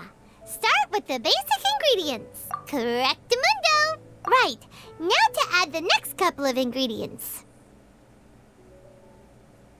Yep, that's right. Now for the cooking instructions. Place onto oven rack at high heat and cooked until golden brown. Alright, it's done. Long may our reputations and our recipes precede us wherever we go in Inazuma. I have no doubt that they will. This dish is exquisite. Cool. Then let's get this recipe to Miss Kiminami pronto. Here it is. Thank you. Wowie, this is so exciting. I want to make it right away. Traveler, Paimon, please accept my sincerest apologies for delaying your meal. No problem. Food always tastes better when you worked up an appetite. All right, let's dig in before it gets cold. Well, what do you think? Is Inazuman cuisine to your liking? It's amazing! Paimon loved this one! Oh, and especially that one over there!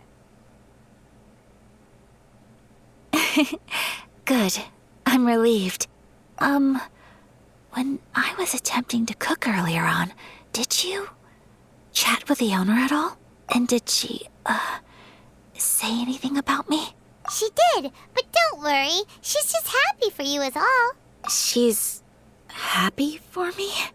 Oh, then she must have told you. Did she, what does it matter? I know just as well as anybody else that I've got no friends. Hey, it's not you. Most people just haven't had the chance to talk to you one-on-one before. Thank you for your comforting words, Paimon. It's all true, though. I just don't have very many friends. Most of the time, I'm either accompanied by family or staff. So everyone must have found it quite a surprise to see me taking you out for a meal. You got a friend in me. Exactly! You got at least two friends right here. Aw. Thank you. That makes me so happy.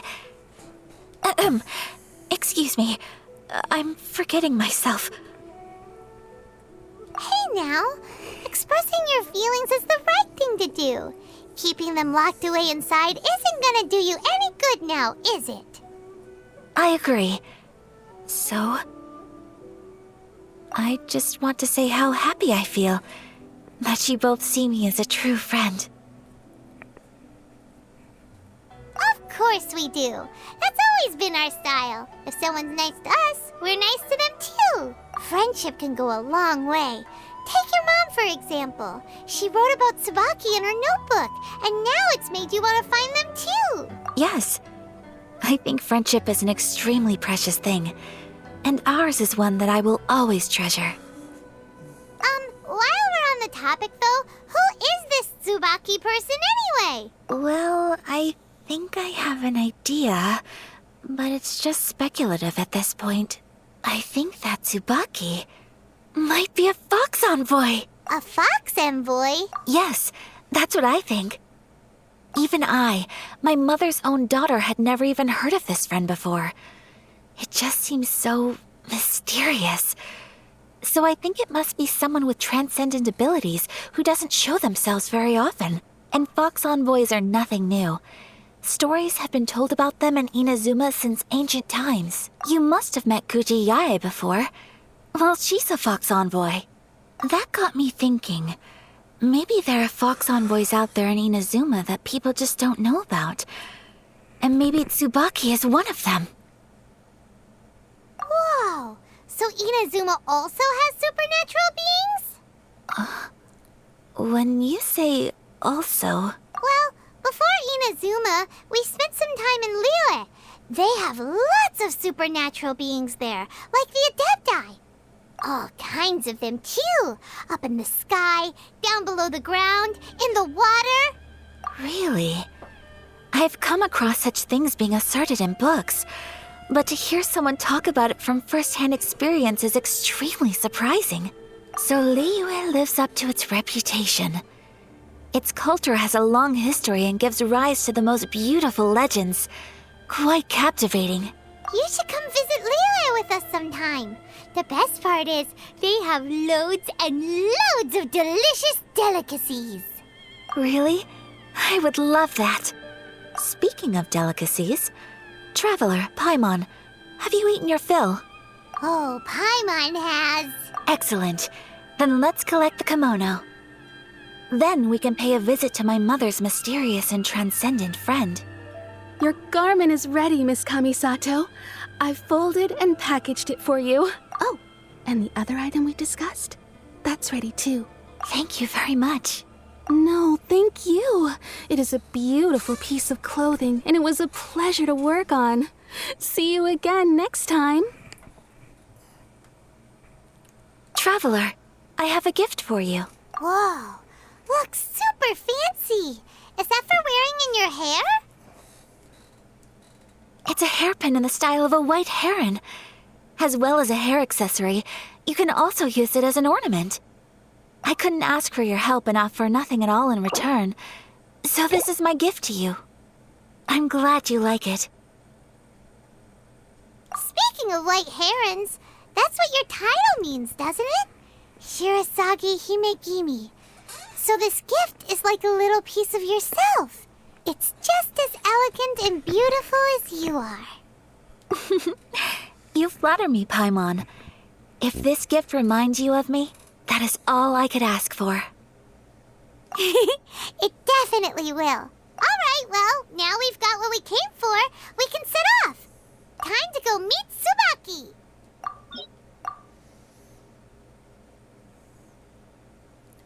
So, a transcendent being lives here? Ugh. If someone lives here, then why is it so chilly? I'm asking myself the same question. How strange. I'm quite sure that this is the location my mother wrote about, but surely... I'm starting to have second thoughts. But since we're here, I still think we should go inside and explore in full. Yeah, makes sense. Who knows? Maybe there's a surprise waiting in there for us. So, what does the notebook say exactly? Let me think. A crane brings one fresh flower in its beak to decorate my hair, while a white rabbit sews a hemline from 4 rays of moonlight. Dressed appropriately, I face eastward and call out Tsubaki's name 7 times. In the blink of an eye, I'm standing on the path that leads to her house. It's a puzzle. where I think it's below. Do we call it a castle? Basically, in Inazuma. No, I'm trying to remember the name properly. But anyway, there was, you would say like a sort of a grotto, or like it's a cave, but it's not completely enclosed. Like there's a lot of exit and how you can get in.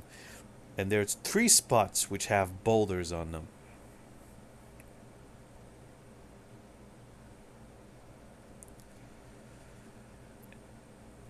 And in these boulders, like, there's only one that's right.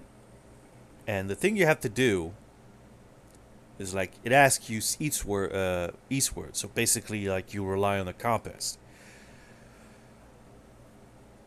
So you go to the east area where there's a boulder. And the thing you have to do is that they're going to ask you to knock. You knock 1 time. The second time, you knock 4 times. And the third time, you do it 7 times. And in doing so, the rock breaks. Sounds like a fairy tale. So your mom would do a little ritual, and just like that, Tsubaki would come to meet her? I have a feeling that it could be some sort of code. Let's get a little closer before coming to any conclusions. Good idea. Did it open? Did it open? Did our Inazuma Adeptus leave any treasure here? What's this? Huh. Looks like a book. It seems to be another notebook. Could it be Tsubaki's notebook? Let's step back outside now. The atmosphere here is different than I'd imagined. Somehow, it makes me a little reluctant to open the notebook. Paimon knows what you mean. Reading in low light is really bad for your eyes. Come on, let's get back outside. Here will do just fine. Alright, let's see what the notebook says. Ooh, Paimon bets it's all about mysterious treasure. So exciting. What is it? Why are you whispering all of a sudden? You're making Paimon nervous. Oh, you want to let Ayaka read the notebook without distraction. Seems whatever's written in there must be pretty major after all. But, based on her expression, probably not a treasure map. What could it be?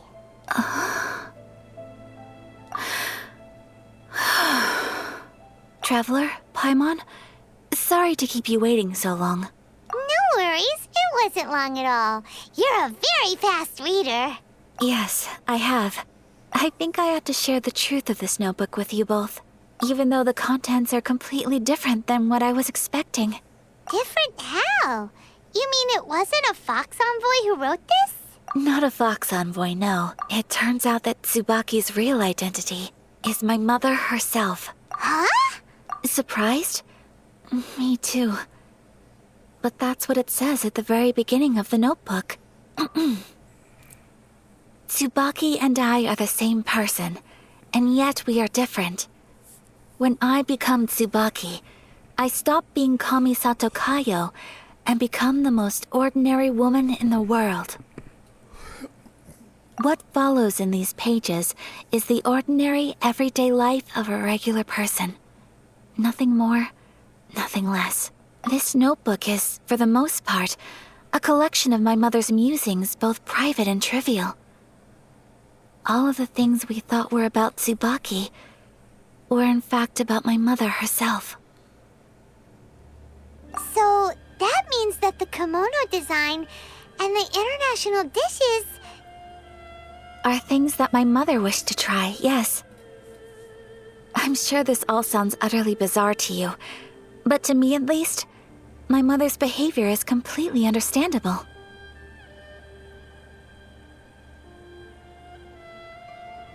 Or to put it another way, I actually have another side to myself as well. I was at a loss for words when I started reading the contents of the notebook. It almost felt like someone had looked inside my mind, examined my thoughts, and then written them all down on paper.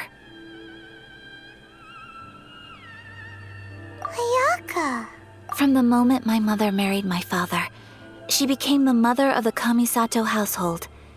And with that came all sorts of duties. At the same time, the prestige of the Yashiro Commission brought its own share of responsibility.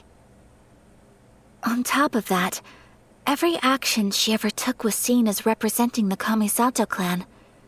People were always watching her. Under such circumstances, she never had much time to do the things she really wanted to do. After my father passed away, Ayato and I took over responsibility for the affairs of the clan. We ran into all sorts of difficulties during that time. I'm not sure if people outside the clan could ever imagine what it was like. Every time I found myself up against a difficult issue, I'd ask myself, did my mother go through this too?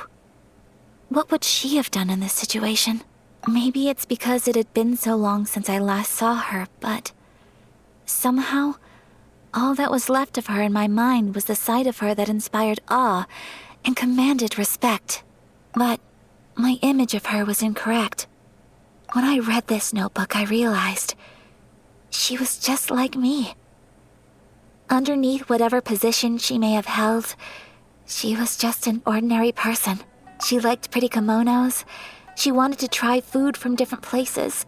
She yearned to see sights she'd never seen before. Maybe this all sounds immature to you, but I feel just the same way. I want to live life not as Kamisato Ayaka, but as an ordinary woman. Mother wrote that she'd always wanted to go to a local Inazuman festival. She said that sometimes, on a clear night, if you looked out from our house, you could see lights off in the distance. I've seen those lights too. It looks so lively with so many people. And it's so brightly lit, it makes the whole sky glow. Of course, sometimes it does make me a bit anxious from a public order perspective. But for someone of my position to just show up at a festival with no warning, it could be considered improper etiquette. Especially in my parents' generation, when the Yashiro Commission didn't have a particularly close relationship with the populace. Even if no one stopped us, the idea of the Yashiro Commission going out into the crowd, it'd certainly draw some strange looks. People would probably start thinking there was trouble afoot. Mother said that she didn't want to put people on edge. She wanted everyone to enjoy the fun and freedom of the festival. She didn't want to disturb them, and didn't have much free time anyway, so she never went. Not even once. Aw, so the kimono design, that must have been the outfit she planned on wearing if she ever did go to a festival, right? That's right. And sometimes, festivals sell international food. She wanted to try that too. I hope this isn't a disrespectful thing to say, but I never knew my mother was so in touch with her inner child. Well, that's not disrespectful at all. Paimon thinks your mom was the best of both. A big softie on the inside and a big sense of responsibility on the outside. Without knowing it, I've ended up fulfilling several of my mother's wishes already. But going to a festival is the one thing that I cannot do for her. Perhaps this is one thing that can simply never be. I understand. Thank you. I think I realize something now. Mother and I are so similar in so many ways. The things she faced are things that I too will go on to face. She chose to place her unfulfilled wishes onto the identity of Tsubaki. As for me, I've already decided. Oh, so you decided on an alter ego too? No, I don't plan to do anything like that. I think I will set myself a new goal. To live each day without regrets. So, Traveler, Deep breaths, Ayaka. Deep breaths. Would you be at all interested in checking out an Inazuman festival? Paimon's been dying to go ever since we saw that poster. Paimon would love to go with you, Ayaka. Hey, come on, don't make fun. It's just because I used to have the same concerns my mother did. But now, I don't think I need to worry about it so much. I'm going to be true to myself and fulfill the wish that my mother and I shared. I know that you of all people can understand me going my own way on this. Paimon wants to come! Festivals here have loads of tasty snacks too, right? Oh, and fun and games! Great. Thanks, you guys. If we head over now, we should still make it in time. Oh, good point! Today is the last day, right? What are we waiting for? Let's go!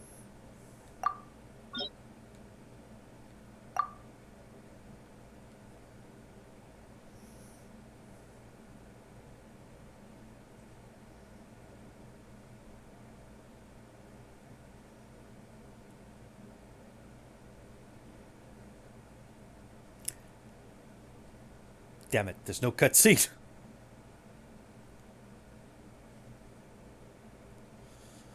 Can't even play the cutscene. We're here! But it doesn't seem as lively as Paimon imagined. What's going on? Since it's the final day, many of the visitors must have already returned home. I've heard that the peddlers often close up shop earlier on the last day because there are fewer people around. I'll go and ask. Whatever happens, I at least need to go inside just this once. That's the way to go. We'll be right there with you. It hasn't closed yet. It's just that there aren't many people left. Let's hurry and see as much as we can. Hey, look at that stall. They have so many masks. Paimon's heard that everyone's supposed to wear a mask at these kinds of festivals. Is that rule still around nowadays, or...? That used to be the custom, yes. And today, it's still a popular way to dress up during festivals. But it's not a hard and fast rule. Hey! Is that who I think it is? Miss Kamisato, right? Oh, greetings. People seem to recognize Ayaka wherever we go. Guess that's just what it's like when you're a famous Inazuman. But of course! The Kamisato clan leads the Yashiro Commission. It's one of the most well-known clans in Inazuma. Not least because back when Master and Miss Kamisato had just taken over the family's affairs, they used to make public appearances all the time. Some of the younger generations have never even seen Miss Kamisato in person before. Being the age I am, I'm lucky enough to have seen her on many occasions over the years. You're too kind. My brother and I simply go where we must to fulfill our duties. But this is the first time I've seen anyone from your family at a festival. There must be some official business, I take it. Oh, there isn't actually. Today, I'm taking my traveler friend here around to see the sights. Oh, a traveler? Huh. Now that you mention it, you do look like you've come a long way to get here. First time in Inazuma? Hope you enjoy yourself, young one. Ah, excuse me 1 second. Hey everyone, listen up! Don't close up yet! Miss Kamisato has come to join the festival! No, it's not like that. Please, there's no need to make a fuss. We're just here to... Yeah, thanks a lot, mister. If you hadn't let them know, they'd start closing down about now, right?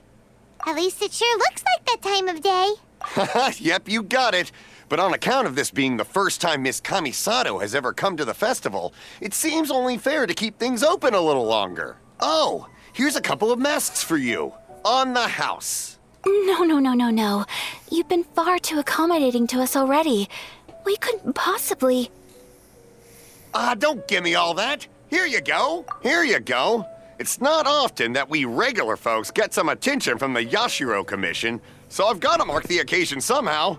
Besides, it'll make me look bad if you refuse. But... Okay, I think I understand. It's my pleasure. You have yourself a good time. Sir, do you have anything for Paimon? Oh, hello there, kiddo. I'm sorry, but we don't have any masks in your side. Huh? Surely you're not gonna let Paimon be the only one at the festival without a mask? Paimon, don't worry. Wearing a mask is optional. But, Paimon doesn't want to feel left out. How about a tree leaf? That should be enough to cover up that little face of yours. What? No way! Oh, okay then. In that case, I'm afraid there's nothing I can do right now. But don't you worry, kiddo. I'll have a mini mask made specially for you when I get back. I cannot thank you enough. Aw, it's nothing. But I won't hold you up any longer. You should go and enjoy the festival while everything's still lit up. All right. Traveler, shall we? Oh, wait. Just one thing. I need to explain myself. I got a little nervous back there and I just made up any old excuse. But don't think of this as me taking you sightseeing, please. I brought you here because I genuinely wanted to spend time with you. Okay, great. Traveler, look! This stall's doing fortune slips. Miss Kamisato, hello there. You're out with friends today? Oh, what a rare privilege. Welcome, welcome. Would you like to give it a go? Okay. How much is it per draw? I wouldn't expect you to know this, but the Yashiro Commission was very good to my uncle on my father's side at one point in time. Thinking about it, it was when your father was around. I think he dealt with it personally. So you see, how could I possibly take your money? What? Are you sure? Of course. If you like what you see, then please, be my guest. Same goes for your two friends here. Traveler? Paimon? What do you think? It seems like everyone wants to do something nice for Ayaka. So, if they insist, who are we to resist? Well, if that's how you feel, then okay. We'll take you up on your kind offer, sir. Let's each do a draw. Alrighty then. Whenever you're ready, draw a slip and reveal your fortune. Open it up and see how you fare. Whoa! Which one did you get? Paimon got Rising Fortune. No way! We got the same one. Traveler, what did you get? Wow, you're so lucky. Oh, congratulations are in order. Here's what great fortune from heaven means. The blessings of the gods are upon you. Your voyage ahead shall be plain sailing, and all your endeavors shall prosper. In other words, your good luck isn't about to run out anytime soon. What a great sign! Good things lie ahead! Congratulations. You all have very fine fortunes lined up. With this kind of luck, you'll certainly be able to achieve anything that you wish.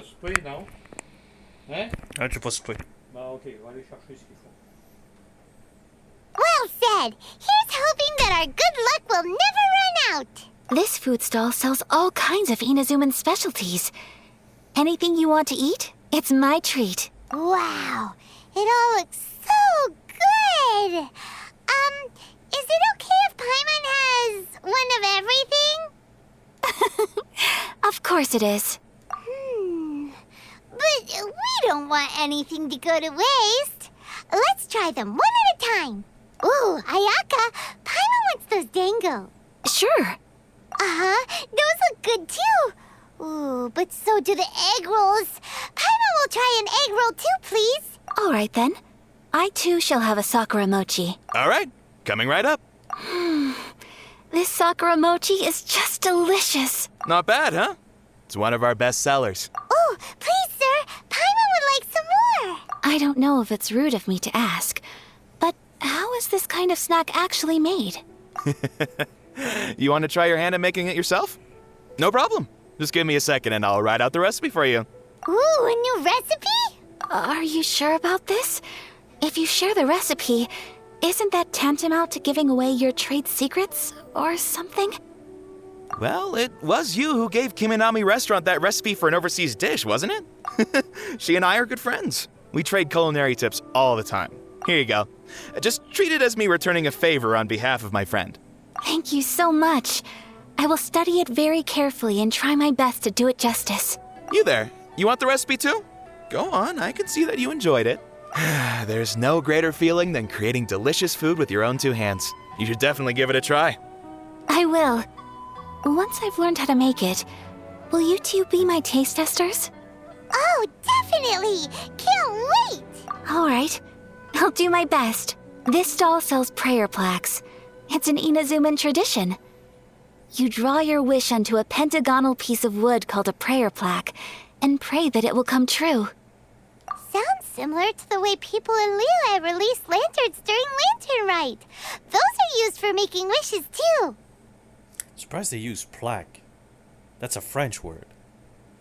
Usually, plaque is usually a translation for plate. So for example, if you have a license plate, well, in French you would call it une plaque de licence.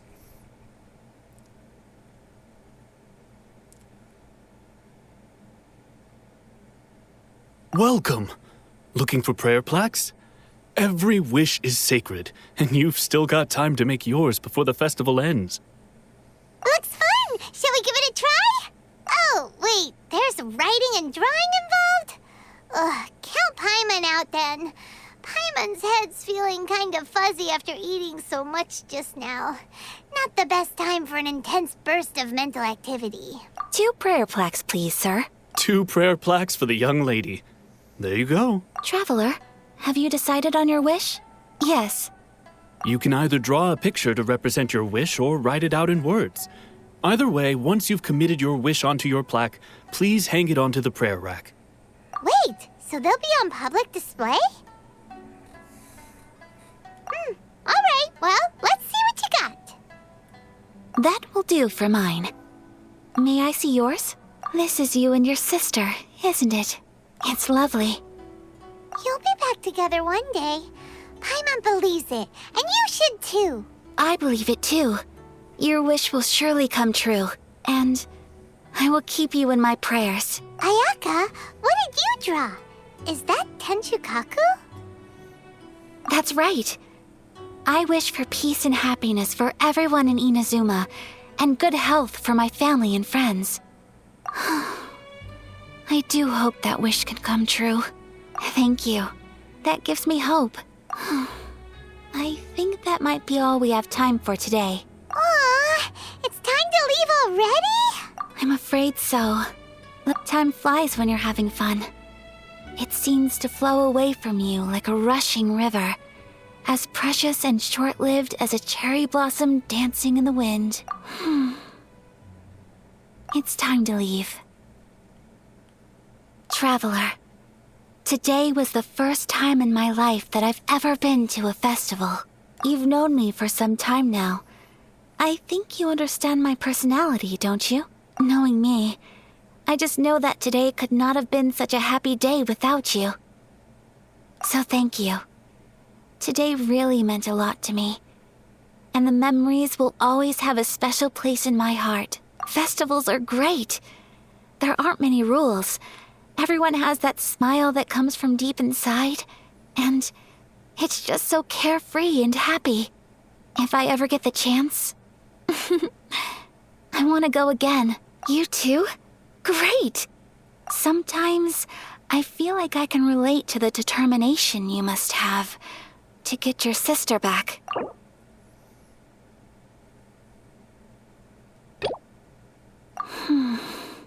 I understand. Family bonds are inseparable. No one can break them. They are the most important roots we have in this world.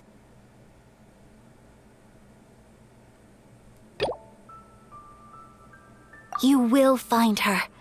Come what may, you must never give up. I will always be here for you as your... as your friend. I will always support you. As long as you're happy, I'm happy. What do you think of my dance? Did you like it?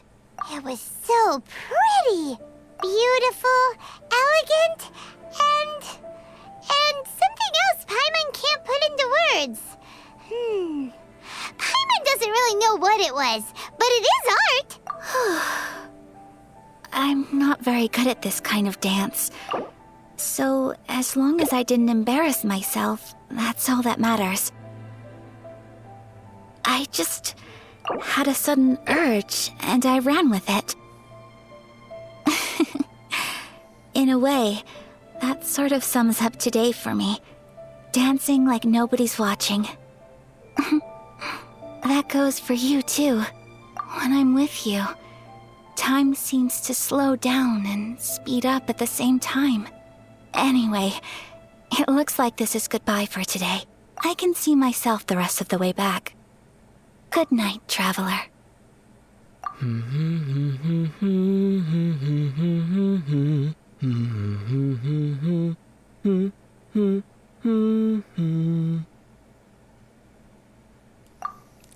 And that's it.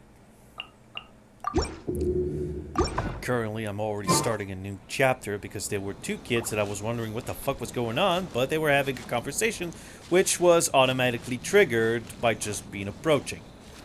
And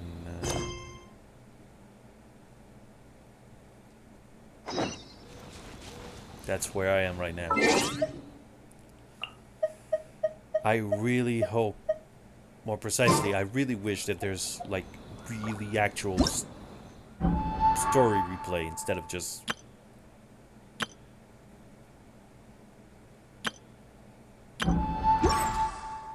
you know. The chamber didn't reset itself, and of course, wait.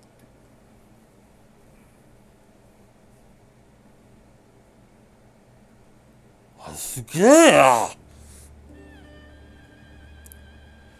Oh, that's right, because I move a little bit further in the story. Now I can have, like, quests that can be done here. Sugar.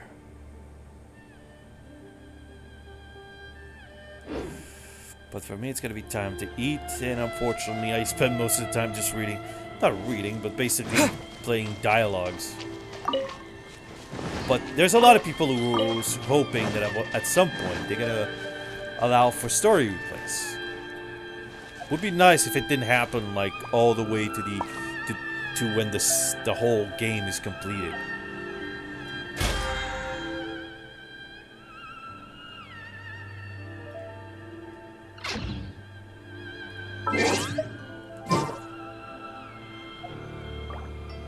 I'm not to enjoy myself.